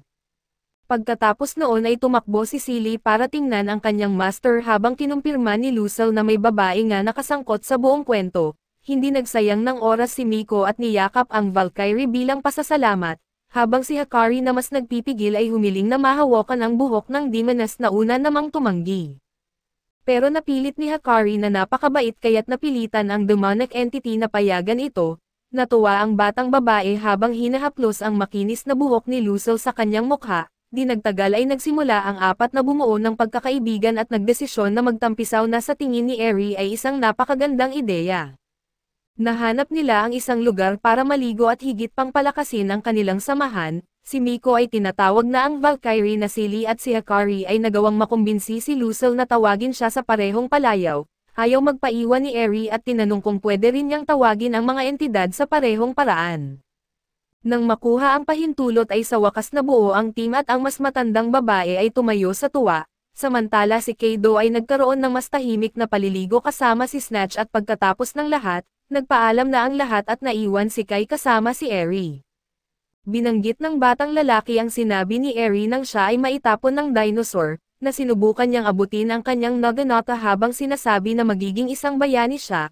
Ipinaliwanag ni Eri na nagsasanay siya mula pagkabata at itinuro ng kanyang ama na kailangan maging malakas para tiyakin ang proteksyon ng mga mahal niya at labanan ang lahat ng kawalan ng katarungan. Ayon sa kanya, ang mga sumusunod sa landas na ito ay tinatawag na mga bayani at mula noon iyon lang ang nais ni Eri na maging. Binago ang usapan at binanggit niya na may event sa kanilang university campus at ang Ala Institute sa weekend at inimbitahan niya ang kanyang bagong kaibigan na dumalo. Agad na sinabi ni Kai sa kanyang mga kasama ang tungkol sa imbitasyon dahil bukas ang event at pwede siyang mag-invite ng iba, ngunit hindi sila interesado kaya iminungkahi nila si Katsu lalo na't nagkasama na sila noon. Natakot si Kai sa ideya, kaya tinulungan siya ng kanyang mga kaibigan at inimbitahan si Katsu at masaya siya na naimbitahan, kahit na plano na niyang pumunta dahil parehong balak nilang mag-enroll ni Kai sa parehong unibersidad. Ilang araw ang lumipas, pinuntahan ni Kai ang kanyang kaibigan sa bahay nito at suot ni Katsu ang damit na pinili niya sa tindahan ng mga damit na pinuntahan nila ng magkasama. Nang makita ni Kai si Katsu ay hindi niya maiwasang isipin na napakaganda nito at sila ay tumungo sa Oka Academy, at sa susunod na eksena ay nasa tren na sila. Medyo malayo ang upo ni Kai kay Katsu. Ngunit agad siyang lumapit nang sabihin nito sa kanya at nagpasalamat si Katsu sa pag-invite sa kanya sa open campus, ngunit pilit na nagpakakol si Kai at sinabing wala lang iyon dahil balak din naman niyang pumunta. Binanggit ni Katsu na mas nag-enjoy siya dahil magkasama sila at hindi maiwasan ni Kai na sumang-ayon, sa isang saglit ay parang nagiging date na ito ngunit agad na ipinaalala ni Kai sa sarili na nagche-check lang sila ng academy. Excited na nagsalita si Katsu tungkol sa pananabik niyang makita ang Oka Academy at nasa trend din pala sina Shinji at Hai at kapwa excited din. Medyo nagulat si Kai at tinanong kung bakit sumama ang dalawa na gayong iba ang plano nilang paaralan, ipinaliwanag nila na gusto lang nilang maranasan ang open campus at tiniyak kay Kai na wala silang balak maging third wheel, nag-focus na lang si Kai kay Katsu habang nagpapatuloy ang kanilang biyahe. Napansin ni Kai ang isang poster tungkol sa dungeon sa tren at napansin naman ni Katsu ang interes niya dito. Tinanong siya ni Katsu kung nalulungkot ba siya na hindi sila nakapunta sa dungeon at sa isang swabe na galaw, ipinaliwanag ni Kai na mas maganda pa rin ang pumunta sa open campus kasama siya kaysa sa anumang dungeon, kaya't ngumiti si Katsu at iminungkahing kalimutan na lang ang tungkol sa dungeon sa araw na iyon.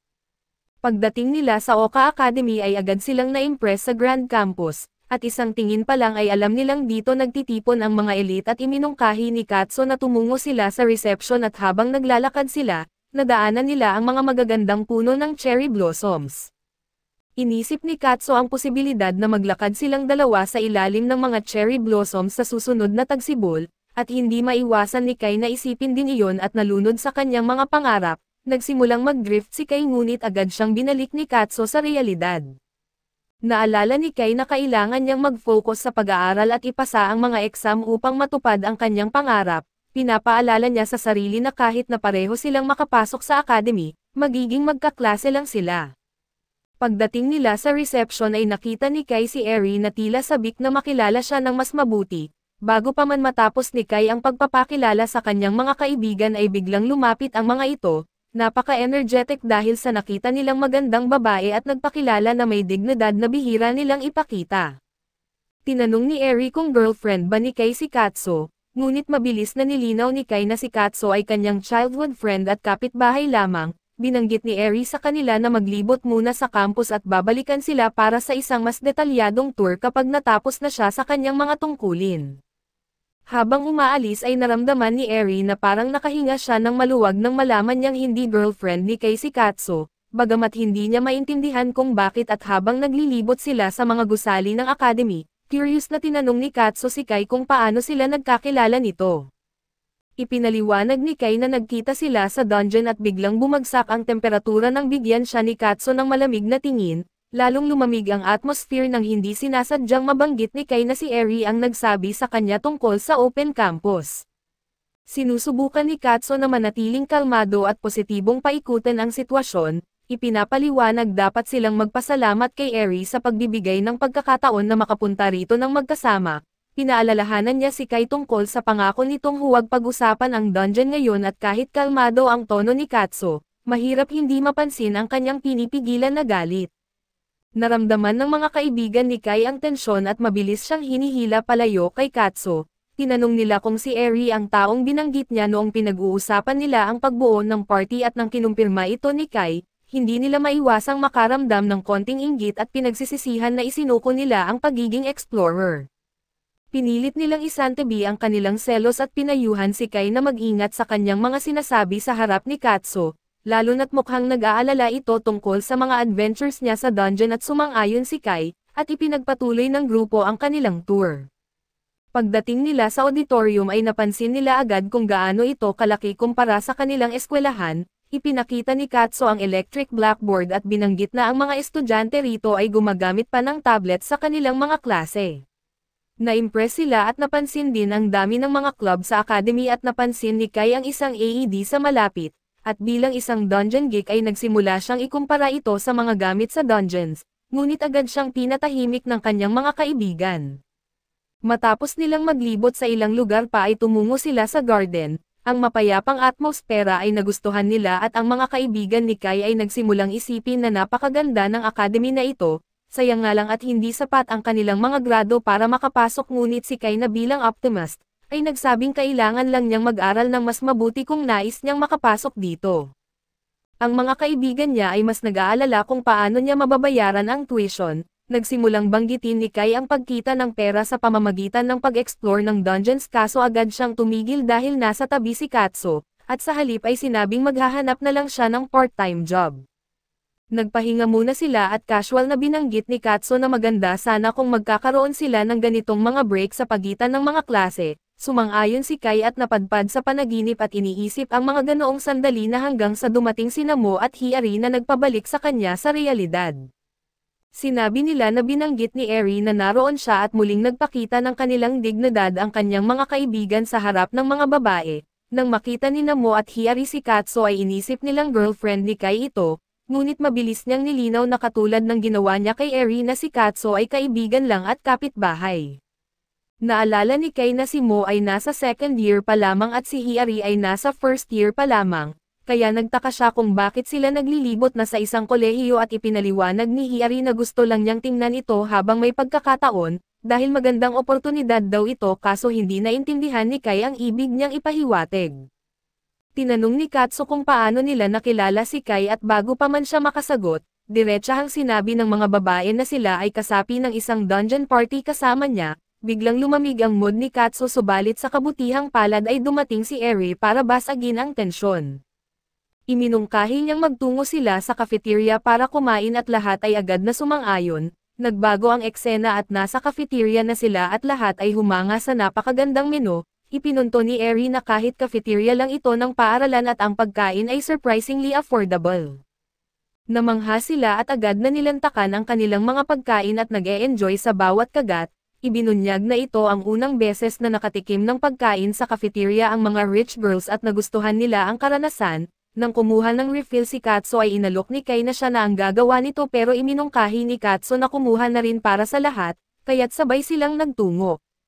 Samantala ay tinanong ni Hayato ang mga babae kung nakilala nila ang isang instructor na nagngangalang Aneg Gora noong kanilang explorer training, naalala nilang nakilala nila ito at lahat sila ay sumang-ayon na ayaw nila ito dahil napaka-stricto nito at nag-agree ang mga lalaki bilang pagsang-ayon. Sinimulan ni Hayato na gayahin ang kilos ni Ana na ikinatawa ni Hiyari dahil naitama niya ang impresyon. Nakaramdam ng kasiyahan si Hayato matapos ang papuri kaya't ipinagpatuloy niya ang paggaya, ngunit mabilis na nawala ang interes ng mga babae at napansin ni Eri ang pagbabago sa mood at binago ang usapan, sinasabing naaalala niya ang kanilang explorer training lalo na nang pag-alitan siya ni Aneg Gore sa panahon ng AED training. Nagtaka si Mo kung sina Shinji at Hayato ay mga explorer din at inamin nila na technically ay oo, dahil natapos nila ang training kaso hindi nila ito itinuloy at binanggit ni Hayato na sobrang haba ng mga lecture kaya't laging natutulog si Shinji, ngunit mabilis na itinuro ni Shinji na hindi rin naman mas mahusay si Hayato. Ipinaliwanag ni Hayato na kaya't hindi nila alam na ang mga dungeon items ay epektibo lamang sa loob ng 3 kilometro na radius ng dungeon. Ikinwento niya kung paano niya sinubukan na gumamit ng potions matapos masaktan sa isang karera, ngunit nasasayang lamang lahat ng ito. Ipinaliwanag ni Eri na ito ang dahilan kung bakit may itinayong theme park sa loob ng 3 kilometro na radius, at binanggit niya na lahat ng manufacturing at research ng items at potions ay ginagawa sa loob ng lugar na iyon at dagdag pa niya, napakaraming patakaran at mahirap subaybayan ang lahat na sinang-ayunan ng mga lalaki. Sumang-ayon sina Shinji at Hayato at binanggit na kahit papaano ay masaya ang theme park at sumang-ayon din si Eri. Idinagdag ni Eri na ginagawa ng dungeon staff ang isang kamangha-manghang trabaho sa pamamahala ng parke. Inamin din niya na minsan na siyang nagsulat ng isang ulat tungkol dito. Nagsimula namang mag-usap ang mga lalaki tungkol sa kung gaano kaganda ang mga dungeon at narinig ito ni Katso dahil nasa likuran lang siya nila at kasunod nito, nag-abot sina Kai at Katso ng inumin sa lahat at hindi maiwasan ni Katso na magtaka kung bakit sobrang interesado ang mga tao sa pag-explore ng mga dungeon. Pagkatapos ay ipinagpatuloy nila ang kanilang tour at sinuri ang swimming pool. Binanggit ni Kai na ang pool ay pinapainit kaya't maaari silang lumangoy kahit sa taglamig at ang tanawin ng pool ay nagpaalala sa kanya ng pagkakataon kung saan, sinagip siya ni Katsu mula sa pagkalunod noong sila'y mga bata pa. Narinig ito at napagtanto niyang hindi pa rin marunong lumangoy si Kai, samantalang si Hiyari ay nakaramdam ng kakaibang pakiramdam sa kanyang dibdib nang makita si Kai na malapit kay Katsu. Walang kamalay-malay siya sa nangyayari at tinanong si Hakari tungkol dito at inamin ni Hakari na ito'y isang kakaibang pakiramdam na hindi niya pa nararanasan. Pagkatapos ay tumungo sila sa soccer field at nadapa si Hakari sa hagdan, ngunit naroon agad si Kai para saluhin siya na dahilan para mamula siya habang nasa mga bisig ni Kai. Nagpasalamat siya at nagbigay naman ng papuri si Eri sa mabilis na reflexes ni Kai. Ayaw niya na maging masyadong awkward ang sitwasyon kaya pinaalalahanan niya si Kai na ibaba si Hakari, na ginawa naman nito agad at sa oras na iyon ay may isang soccer player na aksidenteng nakasipa ng bola patungo sa mukha ni Miko, ngunit agad na sumagip si Kai na nagpapakita ng kanyang Sigma male na personalidad. Parehong napahanga sina Miko at Nari at hindi maiwasang mag-skip ang kanilang mga puso. Ang mga kaibigan ni Kai ay napaisip na medyo cool siya at iminungkahi ni Eri na pumunta sila sa dojo. Sa dojo ay nagkaroon ng sandali ng pagmumuni-muni si Eri at nagtataka kung bakit niya inanyayahan ang mga ito doon kahit hindi ito parte ng plano. Subalit malinaw na gusto lang niyang magpa-impress kay Kai kaya't ipinakita niya ang kanyang galing sa paggamit ng sibat. Matapos niyang magtapos ay pinalakpakan siya ng lahat at binuhusan ng mga papuri kaso ang totoo, si Eri ay nagmamalasakit lamang sa iniisip ni Kai at doon niya napagtanto kung bakit gusto niyang magpa-impress mula sa simula. Habang natatapos ang araw ay naghanda na sina Kai at ang kanyang mga kaibigan na umalis ng academy, nagpalitan ng contact info sina Eri at ang ibang mga babae at inalok nila si Katsu ng tulong kung sakaling may mga tanong siya tungkol sa academy. Hindi rin naman nagpahuli sina Shinji at Hayato na humingi rin ng contact info mula sa mga babae at naikinatuwa nila ng husto. Nagpasalamat si Kai at ang kanyang mga kaibigan kay Eri para sa tour, at umalis na sila na dala ang higit pa sa mga alaala ng campus. Sa tren pauwi ay maganda ang pakiramdam ni Kai tungkol sa kanilang pagbisita sa academy, ngunit ang mga kaibigan niya ay mas nakatuon sa mga babaeng nakilala nila at tinanong ni Hayato si Shinji kung sino sa mga babae ang umagaw ng kanyang atensyon, ngunit hindi sila makapili ng isa lamang. Nagsimula silang magbiro na baka kailangan nilang bumalik sa pag-explore ng mga dungeon. Sino ang nakakaalam ay baka makatagpo pa sila ng mas maraming babae at agad na pinaalalahanan sila ni Kai na hindi dapat nila pinag-uusapan ang mga bagay na ito, lalo na at naroon si Katsu. Nagbigay ito ng ngiti kaso napansin nila na may kaunting talim sa kanyang ngiti. Pagkatapos habang naglalakad pauwi sina Kai at Katsu at ipinangako ni Kai na mag-aaral siya ng mabuti para makapasok silang dalawa sa Oka Academy. Pinagpala siya ni Katsu ng swerte kaso bigla itong nagtanong kung sino sa tatlong babae ang type niya. Nabigla si Kai at agad na itinanggi na iniisip niya iyon pero sa loob-loob niya. Alam niyang si Katsu ang gusto niya at hindi lang niya magawang sabihin ay binanggit ni Katsu na gumagamit si Kai ng mga first name ng lahat ng tao kanina, ngunit hindi ito nakuha ni Kai kaya't medyo naiinis si Katsu at bago pa man niya malaman ay nagmamadali itong umuwi sa bahay. Pag-uwi niya at pagpasok sa banyo ay naging malalim ang pag-iisip ng batang lalaki tungkol sa bagay na ito, ngunit kalaunan ay inisip niya ito bilang isang tipikal na kaso ng selos pero gayunpaman, sinubukan niyang kumbansihin ang sarili na hindi ganoon ang nararamdaman ni Katso tungkol sa kanya. Bukod dito dahil siya ang nagbanggit ng paksa, kailangan na niyang mag-isip ngayon ng paliwanag kung bakit iniwan niya si Lucille at Silly at isang hindi inaasahang bayani ang nagbuwis ng buhay, upang patayin ang mga slime sa dungeon gamit ang insecticide. Matapos makakuha ng sapat na dami ng cores, hindi nagtagal ay narinig ni Kai si Lucille na nagrereklamo na iniwan sila kahapon para sumama ang batang lalaki sa mga tao. Ipinaliwanag ng batang lalaki na pumunta siya upang bisitahin ang isang paaralan kasama sila kaso pinapagalitan siya ni Lucille at inakusahan na nagsisinungaling kahit na wala siyang ideya kung ano ang isang paaralan. Ipinaliwanag ni Silly na ito ay isang lugar kung saan nag-aaral ang mga tao, ngunit ipinakita rin niya ang kanyang kalungkutan dahil iniwan siya ng kanyang master na kahit na naiintindihan niyang may buhay din ito sa labas ng dungeon. Upang mapagaan ang kanilang loob, doon ay nangako si Kai na maglaan ng 3 course para sa bawat isa sa kanila at hanggang sa mapansin niya ang isang kakaibang liwanag sa likod ng kuweba na nagbubunyag ng isang bihirang slime, sinubukan ni Kai na ipakita sa mga babae ang paparating na nilalang kaso ang tanging mahalaga sa kanila ay ang mga course. Hindi lang 3 ang gusto nila kundi 200 na course kaagad, binanggit si Kai na ituro ang paparating na nilalang kaya't nawalan na ng pasensya ang demonyo at winasak ang jelly ng walang awa. Kaagad ay hinarap ng dalawa ang kanilang master at humingi ng gantimpala kaya't nag-alok si Kai ng 10 course sa bawat isa sa kanila. Sa wakas ay nagkaunawaan ang magkabilang panig at napatahimik ang mga bata nang mabusog sila, samantala ay matapos masira ang slime ay may isang item ang lumitaw pagkatapos ng pagkawala ng usok, at ina-analyze ni Kai na ito ay ang Gloves of Reason na isang item na nagbibigay ng invisible power kapalit ng mana points.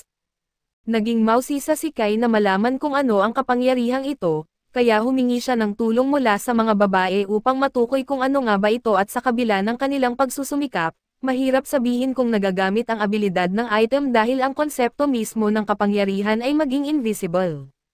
Kaya't naisip ni Kai na gamitin ang guwantes sa direksyon ng tubig at umaasang magdudulot ito ng nakikitang epekto. At iyon nga ang nangyari at sa pagkakita nito ay inisip niyang maaaring gumana rin ang abilidad na ito sa mga tao, kaso nagdududa siya kung magiging kapaki-pakinabang ito laban sa mga halimaw. Inisip ni Lucille na hindi ito sulit subukan, ngunit nagpumilit si Kai at nagkaroon ng ideya sa kanyang isipan na kung pagsasamahin niya ang guwantes na ito sa isa pang abilidad, maaaring may mangyaring kakaiba at sa ideya na ito ay pinukol niya ang kanyang espada gamit ang guwantes at ang slash ay tumatagos sa hangin. Hinati ang bahagi ng tubig sa ilalim niya. Higit pa rito, ang isang maliit na bloke ng yelo ang nabuo sa panahon ng atake na ikinatuwa ni Kai at dahil sa mga teknik na kanyang na-develop, sa sandaling iyon ay dumating ang 3 babae sa kanyang grupo sa dungeon kaya't agad na nagsimangot sina Lucille at Silly sa halatang dahilan. Inimbitahan ni Eri si Kai na sumubok sa mas mahihirap na antas ng dungeon, ngunit ipinaalam ni Kai na kailangan niyang mag-aral at hindi makapagpatuloy ng mas malalim. Nanggigil si Eri at ngayon ay nais na magdaos ng study session dahil marami siyang maituturong kaalaman kay Kai. Pumayag ang batang lalaki, ngunit nais niyang sumama si Katso na lalong nagpataas ng selos sa dalawang nilalang, nang mapansin ni Kai ang galit sa kanilang mga mukha ay napagtanto niyang lalong lumalapit ang mga babaeng ito sa kanyang master. Kaya't sinubukan ni Kai na ibalik ang kanilang mabuting mood gamit ang higit pang course at ito'y naging epektibo. Nakita ng mga tao ang eksena ng mga maliliit na nilalang habang kumakain at kahit na may pagkagalit sa kanilang mga mukha, hindi nila maiwasang matuwa sa kanilang cuteness. Di nagtagal ay nagtungo ang grupo sa ika-9 na palapag sa unang pagkakataon, alam nilang kailangan nilang maging maingat at sa pagkakataong iyon ay binalaan sila na may isang makapangyarihang kalaban sa unahan. Tiningnan ng lalaki sa grupo ang mapa at napagtanto niyang walang ibang paraan upang iwasan ang kalaban at tiniyak ni Lucille na tatalunan niya ang halimaw kung kinakailangan. Gayunpaman ay pinaalalahanan sila ni Eri na sa pinakamasamang sitwasyon ay maaari silang tumakas, nagpatuloy sila hanggang sa makatagpo nila ang isang nakakatakot na orthos, isang halimaw na hindi dapat naroon sa palapag na iyon. Iminungkahi ni Kai na umatras na sila at sumang-ayon dito si Eri. Pinakilos ang grupo upang umatras ngunit napansin sila ng halimaw at umatake. Binalaan ni Lucille ang lahat na mag-ingat sa fire breath ng halimaw habang inutusan ni Kai si Silly na gamitin ang Maiden's Wall upang protektahan ang grupo. Naghanda ang grupo ng kanilang estratehiya upang harapin ang halimaw, gumamit ng kanilang magical core firearms sina Eri at Miko at habang nag-conjure si Hakari ng Earthwave upang pigilan ang galaw ng kalaban at nang maging malagkit ang lupa, ay hindi na makausad ang Orthos kaya't inutusan ni Kai si Lucille na umatake gamit ang Flames of Destruction. Gayunpaman ay halos walang epekto ang abilidad na iyon sa halimaw. Gumanti ang Orthos gamit ang fire breath nito at kahit na nablock ni Silly ang karamihan ng atake gamit ang kanyang kalasag ay naramdaman pa rin nila ang init sa loob ng barrier. Hindi sumuko si Lucille at gumamit ng kanyang corrosive breath na nagawa niyang mapigil ang Orthos ng sandali at sapat lang upang mag-command si Miko ng advance. Subalit kahit na ang pinagsamang pagsisikap nila ay hindi pa rin naging epektibo ang kanilang mga atake laban sa halimaw. Upang mabago ang sitwasyon ay nagpasya si Kai na gamitin ang sarili bilang bitag at inutusan si Lucille na gamitin muli ang Flames of Destruction sa tiyan ng Orthos kapag ito ay distracted. Nang tumuon ang higanting aso sa tao ay naghanda si Lucille sa ilalim nito at sinunod ang utos ng kanyang master. Ang resulta ay tila nagdulot ng mas malaking pinsala sa halimaw kaso hindi ito sapat at binanggit ni Kai na kailangan nila ng mas malakas na firepower. Kaya't tinawag niya si Silly upang sumali sa atake gamit ang kanyang Divine Lance Renate at habang patuloy na umatake si Lucille gamit ang parehong abilidad. Sa pamamagitan ng pinagsamang dalawang spells ay nagawa ng grupo na magdulot ng makabuluhang pinsala sa kalaban, ngunit nagkasugat si Kai mula sa galit ng halimaw at ngayon ay nagbabalak gumanti ang Orthos, at muntik nang matapakan ang batang lalaki. Agad na nag-react sina Eri at Miko gamit ang kanilang firearms. Habang naisip ni Kai na maghagis ng water ball sa bibig ng Orthos at bagaman hindi ito nagdala ng tiyak na resulta, ang pinagsamang pagsisikap ng lahat ng miyembro ng grupo sa kanilang matinding pag-atake ay napigilan ang Orthos hanggang sa halos hindi na ito makakalaban. Sa huli ay natapos ni Kai ang laban gamit ang kanyang bagong long-range slashing technique. Matapos ang kanilang tagumpay ay naging masigla at sabik ang lahat na ipagpatuloy ang eksplorasyon. Ngunit ang mga babae ay pagod na mula sa lahat ng mga hamon at kailangan munang magpahinga bago magpatuloy sa kanilang paglalakbay. Nagtanong si Lucille kung ano ang ginagawa ng Orthos doon at habang naramdaman ni Valkyr ang presensya ng isang mas makapangyarihang nilalang at mula sa kailaliman ng kuweba, lumitaw ang isang halos tao na boses at sinasabing ang halimaw ay isa lamang aso na madaling talunin. Habang nagsasalita ang boses ay lumitaw ang nilalang mula sa mga anino at sa pagkakita sa mga tainga, sungay, pakpak at kulay ng balat nito ay wala ng pag-alinlangan si Lucille na ito ay isang demonyo. Sa muli ay hindi maintindihan ng grupo kung ano ang ginagawa ng isang nilalang na ito sa isang lebel na malapit sa ibabaw, at isinasaalang-alang na marahil ang demonyo ang nagkokontrol sa Orthos at bago pa man may mangyari ay binalaan sila ng demonyo na walang sino man ang papayagan na makatakas. At agad na ginamit nito ang Dark Nightmare upang masiguro ito. Pinrotektahan ni Silly ang kanyang mga kaalyado gamit ang Maiden's Wall, na nagpahayag ng demonyo na ito'y isang epektibong barrier kaso duda niya kung kakayanin ng barrier ang susunod na atake niya, ang isang mabilis na pagsugod na halos hindi na makikita ng sinuman. Sa harap ng ganitong sitwasyon ay binuhusan ng Valkyrie si Silly ng mga course upang hindi bumagsak ang Magic Shield, habang ang natitirang grupo ay umatake mula sa loob ng kanilang makakaya at gayunpaman, kahit na nagamit na nila ang lahat ng kanilang firepower ay nananatiling hindi nasasaktan si Belia. Inanalyze ni Kai ang stats ng demonyo at nakita niyang ang pangalan nito ay Belia at halos hindi apektado ang kanyang HP. Iminungkahi ni Lucille na sumali si Silly sa pag-atake kaso natatakot si Kai sa maaaring mangyari kung walang proteksyon ng Maiden's Wall ang grupo. Tiniyak ni Eri na magiging maayos lang sila kahit na mabilis ang mga atake ng kalaban, kaya sumang-ayon si Kai sa kagustuhan ng grupo at inutusan si Silly na ibaba ang shield at sumali sa paglusob. Muling sumabak ang grupo sa offensive mode at ngayon kasama na ang isang Valkyrie kaso kahit na ganoon ay hindi pa rin nasasaktan ang demonyo at sa halip, nananatiling mabilis ang mga atake nito.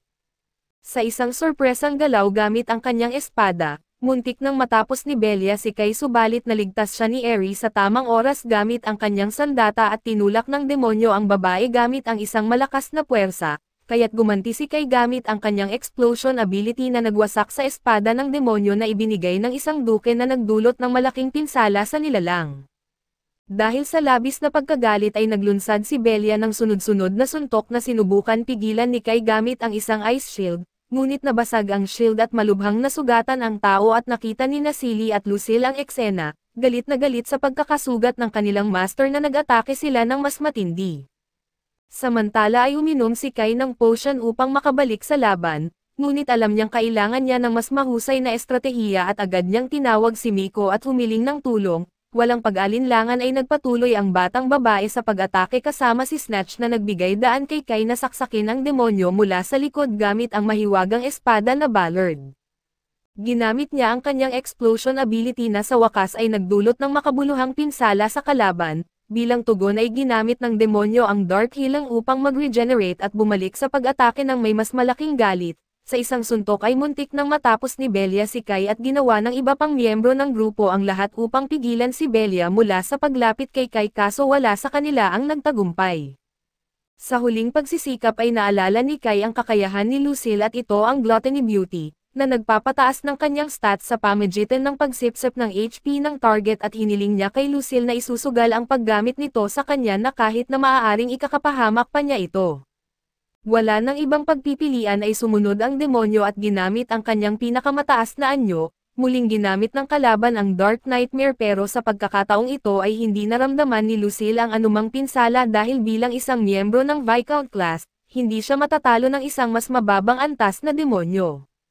Nang matanto ito ni Belia ay agad siyang nawalan ng tapang at habang si Lucille ay nag-conjure ng God-slaying Dust Storm at agad na pinatay ang target. Matapos nito na kahit na nasa bingit ng kamatayan si Kai ay hiningi ni Lucille na mangako siya na ituturing siya ng kasing ganda ng pagtrato niya kay Silly. Nangako ang batang lalaki na halos mamamatay na at sa panahon ng pahinga, natuklasan ni Kai na nakakuha siya ng 8 GP points at isang bagong skill at ito ang Pain Resistance, matapos tiisin ang napakaraming pinsala mula sa Gluttony Beauty at sa huli, nangako si Lucille na magiging mas maingat na sa susunod na ikinagulat ni Kai. Bukod sa kanya ay nag-level up din ang 3 miyembro ng tao sa grupo, kaya't ipinagdiwang ng lahat ang kanilang tagumpay at pagkatapos nito ay sinuri nila ang mga nakuha sa laban at napansin ni Kai ang magic core ng Ortho ay ang pinakamalaki niyang nakita, ngunit ang pinakamahusay na bahagi ay nang mag-drop si Belia ng isang servant card. Gusto ni Lucille na ibenta na lamang ang card dahil ayaw niyang makasama ang isang mahinang demonyo. Kaso binaliwala ni Kai ang kanyang reklamo at ipinatawag ang item at sa ilang segundo, isang maliit na batang demonyo na may sungay ang nagbanggit ng walang hanggang katapatan sa kanyang master. Dahil ang kanyang antas ay nawala, kaya ngayon ay mas maliit at mahina pa siya kaysa sa dati kaya't hiningi ni Kai na ibalik ang kinuha na halos magpaiyak sa maliit na demonyo dahil sa pagtanggi at sa shower ng Dungeon Company. Ikinalungkot ni Kaido ang kanyang nasasayang na pagsisikap habang minamasahe ni Belia ang likod ng kanyang boss, sinusubukan na kumbansihin itong panatilihin siya. Nang oras na upang ibenta ang magic core ng Ortho ay halos hindi makapaniwala ang empleyado ng dungeon na natalo ng mga kabataang iyon ang napakalakas na halimaw, lalo na't nakatagpo nila ito sa ika-9 na palapag na hindi dapat nangyari at dahil dito, plano niyang magpadala ng team upang imbestigahan ito. Sa kabila nito ay handa siyang magbayad ng 24 na milyon na yen para sa core na halos katumbas ng $200,000, halos mawala sa sarili sa narinig na halaga at kinakabahan na iminungkahi ni Kai na hatiin ang halaga sa 4, ngunit walang pakialam ang mga babae sa pera dahil ipinanganak silang may gintong kutsara sa bibig, kaya't gusto nilang ang batang lalaki ang magtago ng lahat ng pera. Pinilit ni Kai na hatiin ito dahil ang halimaw ay natalo ng grupo. Kaya't nagbigay ng dokumentasyon ang empleyado para ideklara ni Kai ang income tax kaya't matapos talunin ang Dungeon Dog, ang pangunahing tauhan ay ngayon nakaharap na sa buwis. Pagkatapos maayos ang lahat ay nagsama-sama ang grupo upang kumain ng dessert na prutas at ipinaliwanag kay Kai kung paano iwasan ang tax evasion at maging isang huwarang mamamayan. Sa pagtatapos ng hapon ang lahat ay proud sa kanilang mga nagawa ngayong araw at nagkomento si Eri na si Kai ay may talento sa pag-akit ng mga espesyal na bagay, lalo na't nakakuha na siya ng 3 servant cards. Nagpalit ang eksena kay Miko na nakikipag-usap kay Hakari sa video call, ipinahayag niya ang kanyang pananabik para sa paparating na weekend raid at sabik na makita ang mga bagong kasanayan ng lahat. Pinayuhan siya ni Miko na huwag masyadong pilitin ang sarili at iminungkahing magpahinga muna kung kinakailangan. Tiniyak ni Hakari na okay lang siya at ayaw niyang magsayang ng oras sa pagpapahinga. Pumayag si Miko na magkita sila sa weekend at tinapos na nila ang tawag. Pagkatapos ng tawag ay ipinakita ni Hakari ang kanyang maamong mukha at nagsimulang umubo. Nang sumapit ang weekend ay muling pumasok si Kai at ang kanyang grupo sa dungeon at muling humiling si Kai kay Belia na ipakita ang kanyang lakas, ngunit humiling si Belia ng sandata, na ikinagulat ni Kai dahil inaasahan niyang may sarili ng sandata si Belia. Ipinapaalala ni Lucille kay Kai na nasira ni Belia ang kanyang sandata noong nakaraan. Naghalungkat si Kai sa kanyang bag at nakahanap ng isang tungsten rod na nabili niya noon at ibinigay ito kay Belia. Bagaman nag-alangan siya pero umaasa ng isang bagay na mas mukhang espada kaya tinanggap niya ito ng may pag-atubili. Habang nagpapatuloy ang grupo sa dungeon ay ginamit ni Belia ang tungsten rod upang labanan ang mga halimaw at matagumpay na natalo ang mga ito. Humanga si Kai sa lakas nito at napagtanto na maaaring mas malakas pa siya kaysa kay Kai. Umasa siya na mapapatunayan ang kanyang halaga at hiniling kay Kai na panatilihin siya sa grupo kahit na hindi pa siya ganap na sanay sa kanyang kasalukuyang antas. Sa mga luhaang mata ay ipinahayag ni Belia ang kanyang hangarin na maglingkod kay Prinsesa Lucille at Prinsesa Silly. Natuwa ang mga babae sa kanyang mga salita at nangako si Belia na magiging espada ni Kai at gagawin ang lahat ng kanyang makakaya. Pumayag si Kai na panatilihin si Belia sa grupo at kinilala ang lakas nito sa kabila ng kanyang mabagal na kilos, at ipinahayag ang kanyang excitement na makipagtulungan sa kanya. Pagkatapos ay nagpasya si Kai na subukan ang Dark Cure na kasanayan ni Belia. Sinadya niyang pababain ang kanyang HP sa halos zero at hiniling kay Belia na gamitin ang Dark Cure sa kanya, bagaman bahagyang nakatulong ang spell na makabawi ng HP si Kai kaya't ipinaliwanag ni Barua na ang Dark Cure ay pangunahing ginagamit upang pagalingin ang mga sugat, at ibalik ang HP na sapat upang hindi mamatay ang isang tao. Nadismaya si Kai dahil umaasa siyang magagamit ang Dark Cure kasabay ng Beauty of Gluttony upang mapapahaba ang tagal ng spell. Iminungkahi ni Belia na subukan ito kaso tumanggi si Kai dahil mababa ang kanyang HP. Pinapakalma siya ni Lucille na hindi siya mamamatay kaagad kung sakaling muling mag-transform si Lucille sa kanyang adult form, ngunit bumagsak si Kai habang sinusubukang iwasan ito at muling nag-alok si Belia na pagalingin ang sugat ni Kai at pagkatapos ng pagcast ng Dark Cure, napansin ni Kai na hindi na sumasakit ang kanyang sugat. Napagtanto niyang maaaring makatulong ang kasanayan ni Belia na makatipid ng potions na nagbigay ng papuri kay Kai na ikinatuwa ni Belia. Pagkatapos ay nagpatuloy ang grupo sa mas malalim na bahagi ng dungeon at nakasalubong nila ang isang metal golem, at naghanda sina Hakari at ang iba pa upang ipakita ang kanilang mga kakayahan. Ginamit ni Hakari ang kanyang ice circle na kasanayan upang i-freeze ang golem sa lugar, habang si Eri ay piniraso ito gamit ang kanyang iron cell na kasanayan at namangha si Kai sa kanilang teamwork, ngunit napansin ni Eri na ang kanyang kasanayan ay malakas na kumakain ng MP kaya't hindi siya dapat magkamali. Sa sumunod ay nakatagpo sila ng 3 Earth Golems at pagkakataon naman ni Miko at Snatch na magpakitang gilas. Ginamit ni Miko ang kanyang Dance of Illusion na kasanayan upang ilagay sa isang ilusyon ang mga golems, habang inatake sila ni Snatch gamit ang kanyang Hedgehog na kasanayan at madaling natalo ang mga ito. Napansin ni Kai kung gaano kalakas ang kombinasyon ng kanilang mga kasanayan at nagpasya na oras na para subukan ang bagong kasanayan ni Silly. Habang patuloy silang nag-e-explore sa dungeon ay nakatagpo sila ng higit pang mga halimaw. Inutusan ni Kai si Silly na gamitin ang kanyang Song of the War Maiden na kasanayan at sinabihan sina Lucille at Belia, na sumali sa laban upang subukan kung ang kanyang kasanayan ay may epekto sa mga tagapaglingkod. Nagsimulang kumanta si Silly na nagsummon ng isang anghel na nagbigay ng mga buff kay Kai at sa kanyang mga tagapaglingkod. Naramdaman nila ang biglaang pagtaas ng lakas at nagawang hulaan ang mga galaw ng mga halimaw, na nagbigay daan sa kanila upang talunin ang mga ito sa isang tama lamang. Pagkatapos ng laban ay sinabi ni Lucille kay Kai na naramdaman niyang tumaas ang kanyang kapangyarihan, bagaman hindi ito kasing lakas ng Beauty of Gluttony ay natuwa si Kai na gumagana ang kasanayan kay Silly pati na rin sa mga tagapaglingkod. Ngunit inamin niya na hindi niya naramdaman ang anumang pagkakaiba. Nag-iisip si Eri na maaaring nakadepende ang bisa ng kasanayan sa antas ng tiwala na kinadismaya naman ni Belia, gayunpaman pinalakas ng iba ang kanyang loob at nangako siyang magtatayo ng tiwala sa hinaharap. Si Belia na dati ay isang rearguard na ngayon ay nagnanais na maging isang kabalyero at paghusayin ang kanyang kakayahan sa espada, binanggit niya na mas marami pa siyang magagawa kung mayroon siyang tamang espada. Sandaling umalis si Kai at bumalik na may dalang isang bastard sword. nabigla siya sa emosyon at nanatiling tahimik na naging sanhi ng pag-aalala ng iba kung ayaw niya ba sa espada. Ngunit sa katotohanan si Belia ay labis na masaya na makatanggap ng tunay na espada kaya't napaluha siya, nangangakong gagawin ang kanyang makakaya. Sinubukan niya agad ang espada laban sa ilang halimaw at madali niya itong naputol, na ikinamangha ng lahat at ibinigay ni Belia ang mga magic crystals kay Kai na pakiramdam niya ay mas masigla na ngayon dahil may espada na siya. Nagpasalamat si Kai sa kanyang pagsisikap at si Belia ay labis na nagpapasalamat sa papuri. Naisip ni Kai kung maaaring turuan siya ni Belia ng swordsmanship at pumayag ito na nagmumungkahi na magsimula agad, gayunpaman ay kailangang umalis agad ni Kai kaya't tumanggi siya na nagudyok kay Silly at Lucille na magtanong kung bakit ayaw ni Kai ipaliwanag, ngunit ibinunyag ni Eri na magkakaroon sila ng study group sa kanyang bahay kinabukasan.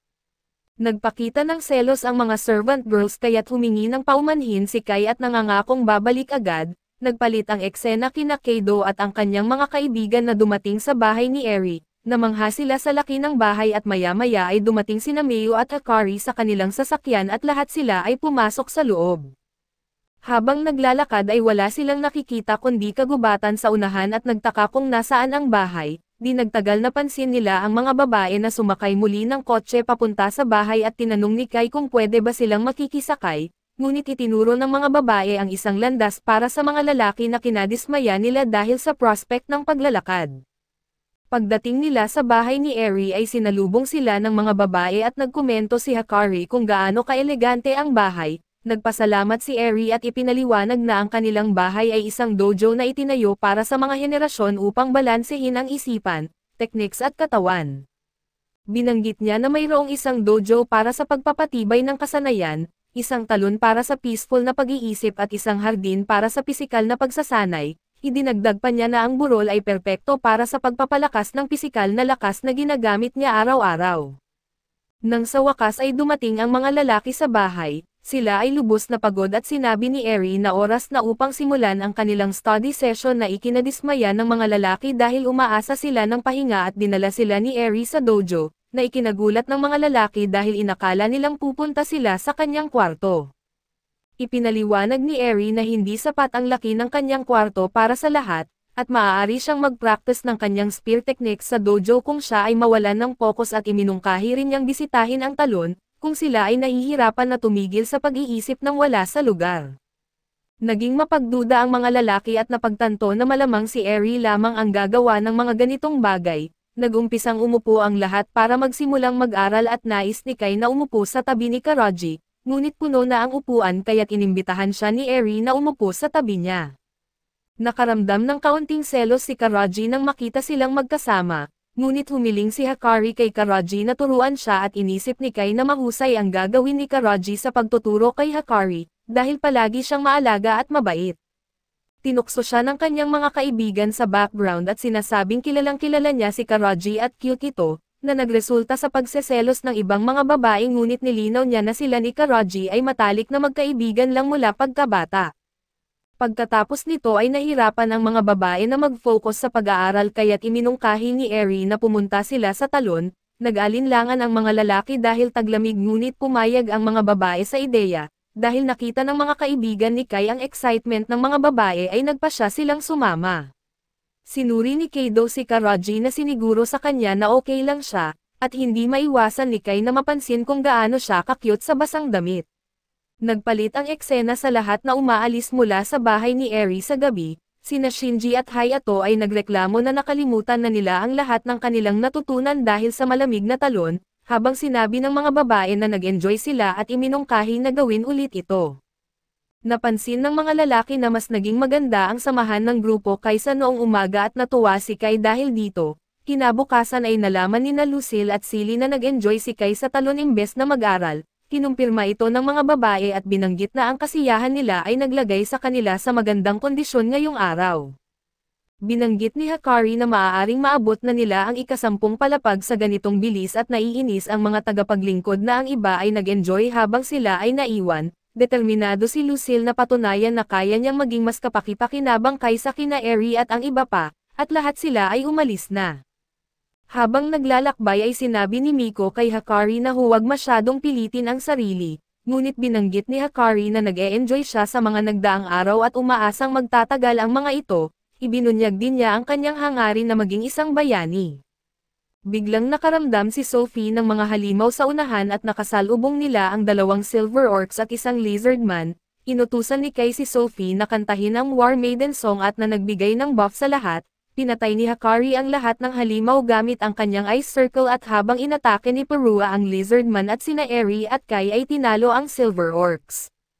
Mas maraming halimaw ang lumitaw at natalo ni Namiko at Snatch ang mga ito gamit ang pinagsamang atake. Si Eri ay lumaban din sa ilang halimaw at habang si Kai at Belia ang humarap sa natitira, pagkatapos talunin ang lahat ng halimaw ay nagulat si Kai sa kung gaano kadali na natalo nila ang mga halimaw sa ikasyam na palapag.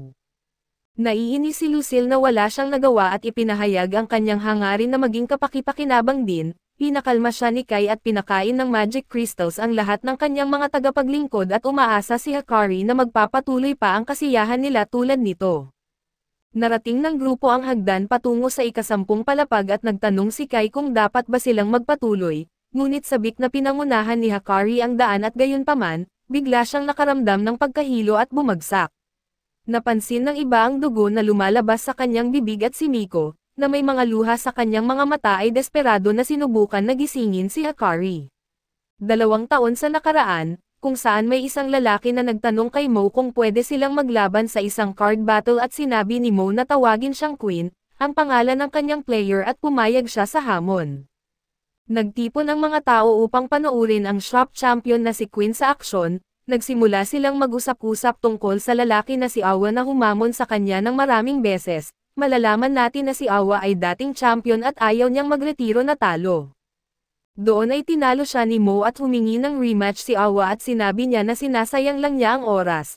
Pero tumugon si Awa na nananalo lang si Mo dahil sa mga rare na cards at tinanggihan ito ni Mo at sinabi na alam niya na ang pag-iipon ng rare cards ay hindi garantiya ng lakas. Mahalaga ang pagkakaintindi sa mga katangian ng cards at tamang paglalaro nito. Umalis si Awa na frustrated at habang si Mo ay nagmuni-muni kung gaano siya noon nababagot at akala niya, hindi na magiging masaya ang buhay hanggang sa dumating si Hikari at hinamon siya sa isang laban. Balik sa kasalukuyan ay makikita si Hikari sa ospital na nakahiga habang si Mo ay nakaupo sa tabi ng kanyang kama. Sinubukan siyang pasiglahin ni Eri na sinabing ang doktor ay nabanggit na magiging maayos si Hikari pagkatapos ng pahinga. Iminungkahi niyang umuwi na sila para magpahinga pero iginiit ni Mo na manatili pa ng mas matagal.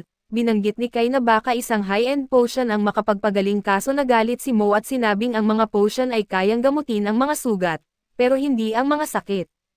Tinanong nila si Mo kung alam niya ang kondisyon ni Hikari pero bago siya makasagot ay dumating ang mga magulang ni Hikari. Humingi ng paumanhin si Mo sa nangyari kay Hikari pero sinabi ng mga magulang nito na wala siyang dapat ipag-alala. Nagpasalamat sila sa oras na ginugugol ni Mo kay Hikari.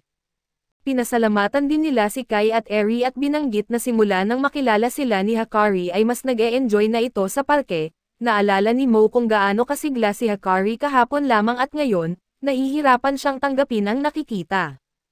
Tumakbo siya palayo at sinundan siya ni na Eri at Kai na natagpuan siya sa rooftop. Bumalik sa isip ni Mo ang 2 taon na ang nakaraan at noong tinanggap niya ang hamon ni Hikari ay nagkaroon sila ng isang kamangha-manghang laban, at napansin ni Mo na ang deck ni Hikari ay kahawig ng kanyang deck na puno ng rare cards. Nagtaka siya kung paano ito posible at naisip niyang si Hikari ay galing sa isang mayamang pamilya. Nagsimula siyang magustuhan si Hikari at nagpatuloy sila sa paglalaro at ipinaliwanag ni Mo na ang kanyang deck ay maingat na inayos para sa kanyang agresibong estilo ng paglalaro, habang si Hikari ay mas maingat. Nilabas ni Mo ang kanyang huling card at nanalo siya sabay suggestion kay Hikari na bumuo ng deck na mas bagay sa kanyang estilo. Inamin ni Hikari na gusto niyang magkaroon ng deck tulad ng kay Mo dahil tagahanga siya nito, na ikinalugod ni Mo pero iginiit ni Mo na ang kanyang deck ay hindi bagay kay Hikari at inalok siyang tulungan si Hikari na gumawa ng mas angkop na deck. Tuwang-tuwa si Hikari at mula noon ay naging magkaibigan sila at nagmuni-muni si Mo at noong araw na iyon, magkasama nilang binuo ni Hikari ang bagong deck at mula noon ay hindi na niya naramdaman ang pagkabagot dahil lagi na silang magkasama ni Hikari. Naniwala siya na palagi silang magkasama at nagpasya pa nga silang sumali sa isang torneo bilang magpartner at pagkatapos ng sunod-sunod na mahihirap na laban, Nagtagumpay sila at habang nakatayo sila sa entablado at tinatanggap ang trapeo, biglang nawala ng malay si Hakari at agad siyang dinala sa ICU gamit ang stretcher. Sa daan ay sinubukan ni Hakari sabihin kay Mo ang kanyang kondisyon, pero hinimatay siya bago matapos ang kanyang sasabihin at pagkatapos ay dumating ang mga magulang ni Hakari, labis na nag-aalala matapos malaman na nasa ICU siya. Ibinunyag ng ama ni Hakari kay Mo kung ano talaga ang nangyayari kay Hakari at natuklasan ni Eri na alam na ni Mo ang kondisyon ni Hakari noon pa man. Tinanong ni Kai kung ano ang kondisyon ni Hakari, pero iminungkahi ni Eri na huwag na itong pilitin na ipaliwanag. Biglang dumating ang ama ni Hakari at nagdesisyon na ipaliwanag ang lahat. Ibinunyag niya na ang kondisyon ni Hakari ay nagdudulot ng total organ failure sa paglipas ng panahon at walang lunas dito. Mahirap itong gamutin kahit na sa tulong ng makabagong medisina at binalaan silang kung sakaling bumagsak muli si Hakari na baka hindi na siya umabot sa bagong taon. Labis na nasaktan ang mga kaibigan ni Hakari sa balitang ito kaya tinanong ni Kai kung alam ni Hakari ang tungkol sa kanyang kondisyon. Kinumpirma ng ama niya na alam ito ni Hakari at sinabi na may matalas siyang instincts kaya kinailangang sabihin sa kanya nang magtanong siya. Napansin ni Eri na sa kabila ng lahat ay hindi naman mukhang may sakit si Hakari, palagi siyang puno ng enerhiya kapag magkasama sila at ipinaliwanag ni Mo na ito ay dahil sa kanyang gamot na pumipigil sa mga sintomas at dahil na rin sa stat boost na natatanggap nila sa dungeon. Nagulat ang ama ni Hakari nang malaman niyang pumupunta ang kanyang anak sa dungeon lalo na't sinabi ni Hakari sa kanila na sa parke lang siya nakipaglaro tuwing weekend. Humingi ng paumanhin si Mo sa pagtatago nito kaso sinigurado ng ama ni Hakari na siguro ito rin ang gusto ng kanyang anak. Nagtaka si Kai kung bakit sa kabila ng pagiging malubha ang kondisyon, ay nag-risk pa rin si Hakari na pumunta sa dungeon at ipinaliwanag ni Mo na pagkatapos malaman ni Hakari ang kanyang kondisyon, nagsaliksik siya at natuklasan ang tungkol sa isang milagrosong gamot na tinatawag na elixir, na nagsasabing nagpapagaling ng anumang sakit. Ayon sa balita, ito ay nakatago sa dungeon at ibinebenta ng daan-daang milyon na yen sa black market. Hindi nagtagal ay biglang dumating si Hakari at nagulat si Mo na makita siyang lumabas ng ospital. Sinabi ni Hakari na tumakas siya at hinikayat ni Mo na bumalik siya agad.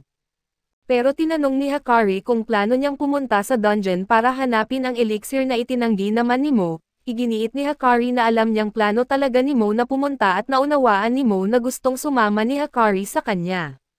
Ipinaliwanag ni Mo na hindi siya pwedeng magsinungaling kay Hakari at iginiit niyang masyadong delikado ang dungeon. Tumanggi siyang isama si Hakari sa ganitong lugar kaso matigas din ang pasya ni Hakari na huwag hayaang mag-isa si Mo. Uminit ang kanilang argumento kaya nagdesisyon silang lumabas para hindi makakuha ng hindi kanais-nais na atensyon. Pagkalabas nila ay sinabi ni Hakari na kung matagpuan nila ang elixir ay baka makatulong ito sa pag-unlad ng medisina. Naniniwala siyang kung magtagumpay sila ay maraming taong may sakit na walang lunas ang maaaring makinabang.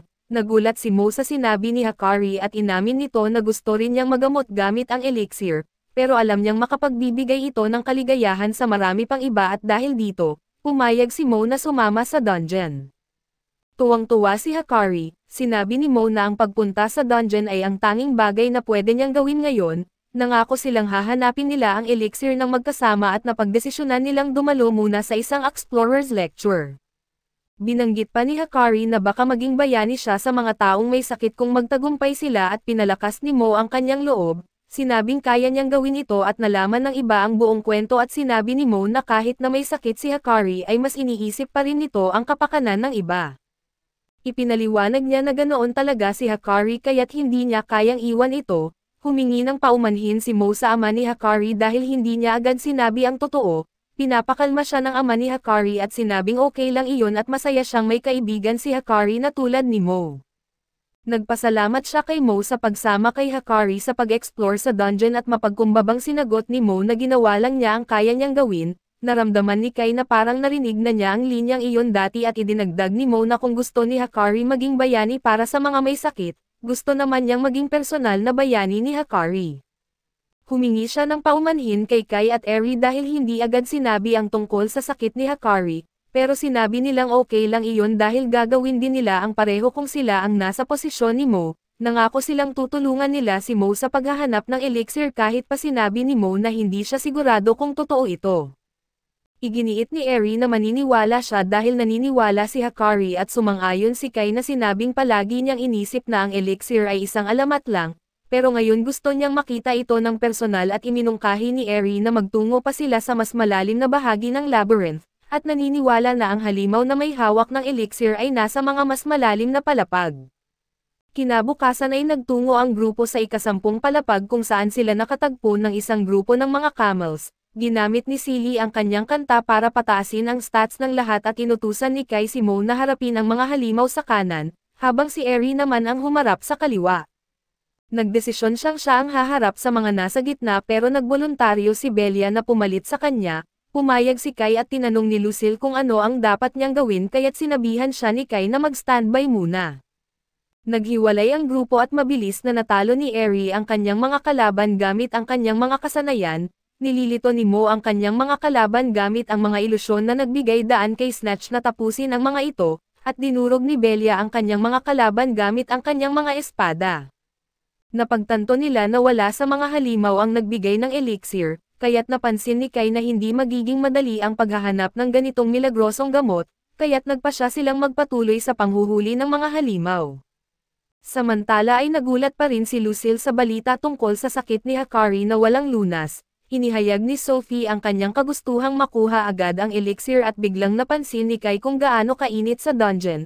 Nakapagtataka ito para kay Mo dahil walang araw sa loob ng dungeon pero nagkibit-balikat si Eri at sinabing palaging kakaiba ang dungeon.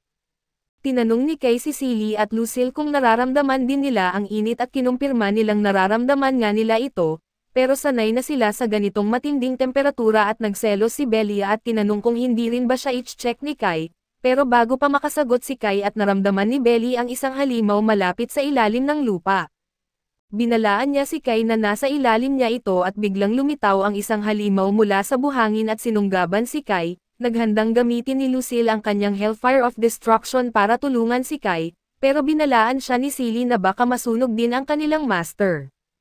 Agad gumamit si Mo ng kanyang illusion spell para mapalaya si Kai mula sa halimaw at bago pa makapagsalita si Lucille, sinugod ni Belly ang halimaw at tinapos ito at nainis si Lucille na inagaw ni Belia ang kanyang pagkakataon at nagsimula silang magtalo.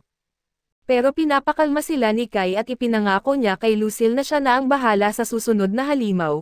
Pagkatapos ay dinalaw nila si Hakari na pabirong nagsabi na gusto niyang makita si Kai na sinunggaban ng halimaw. Naisip ni Kai na iyon ang huling bagay na gusto niyang makita ng mga tao pero parang sabik din si Hakari na makita ang galit na mukha ni Lucille. Nagtawanan si Mo at Eri at sinabing talagang cute iyon kaya't nagpahayag si Hakari ng pag-asa na makalabas na agad ng ospital at makabalik sa dungeon. Pumayag si Mo pero kalaunan nakita siyang umiiyak. Iniisip kung paano nagagawa ni Hakari na patuloy na ngumiti kahit alam niya ang kanyang kalagayan. Pinapakalma siya ni Kai na sinabing naroon na ang kanyang sundo at sinamahan ni Eri si Mo pauwi pero bago umalis, pinapaalala ni Eri kay Kai ang uri ng bayani na nais niya na maging. Iginiit niya na ngayon si Hakari ang dapat niyang protektahan at naramdaman ni Kai na parang narinig na rin niya ang linyang iyon dati. Maya-maya ay tinawagan ni Katso si Kai at tinanong kung binisita niya si Hakari at kinumpirma niya ito, pero inamin na hindi niya kayang sabihin ang buong katotohanan tungkol sa sakit ni Hakari at naalala niya ang isang pagkakataon nang tinawag ni Katso ang kanyang ama na sinungaling, dahil patuloy pa rin itong pumupunta sa dungeon kahit na nangako siya na hindi na. Ipinaliwanag ng kanyang ama na kahit piliin niyang huwag nang mag-explore sa dungeon at kailangan pa rin ng iba na tuklasin ang mga lihim nito, nais niyang maging tao na iyon para sa kapakanan ng lahat at sinabi ni Kai kay Katso na tatawagan niya siya mamaya at naisip na may oras pa bago magsara ang dungeon.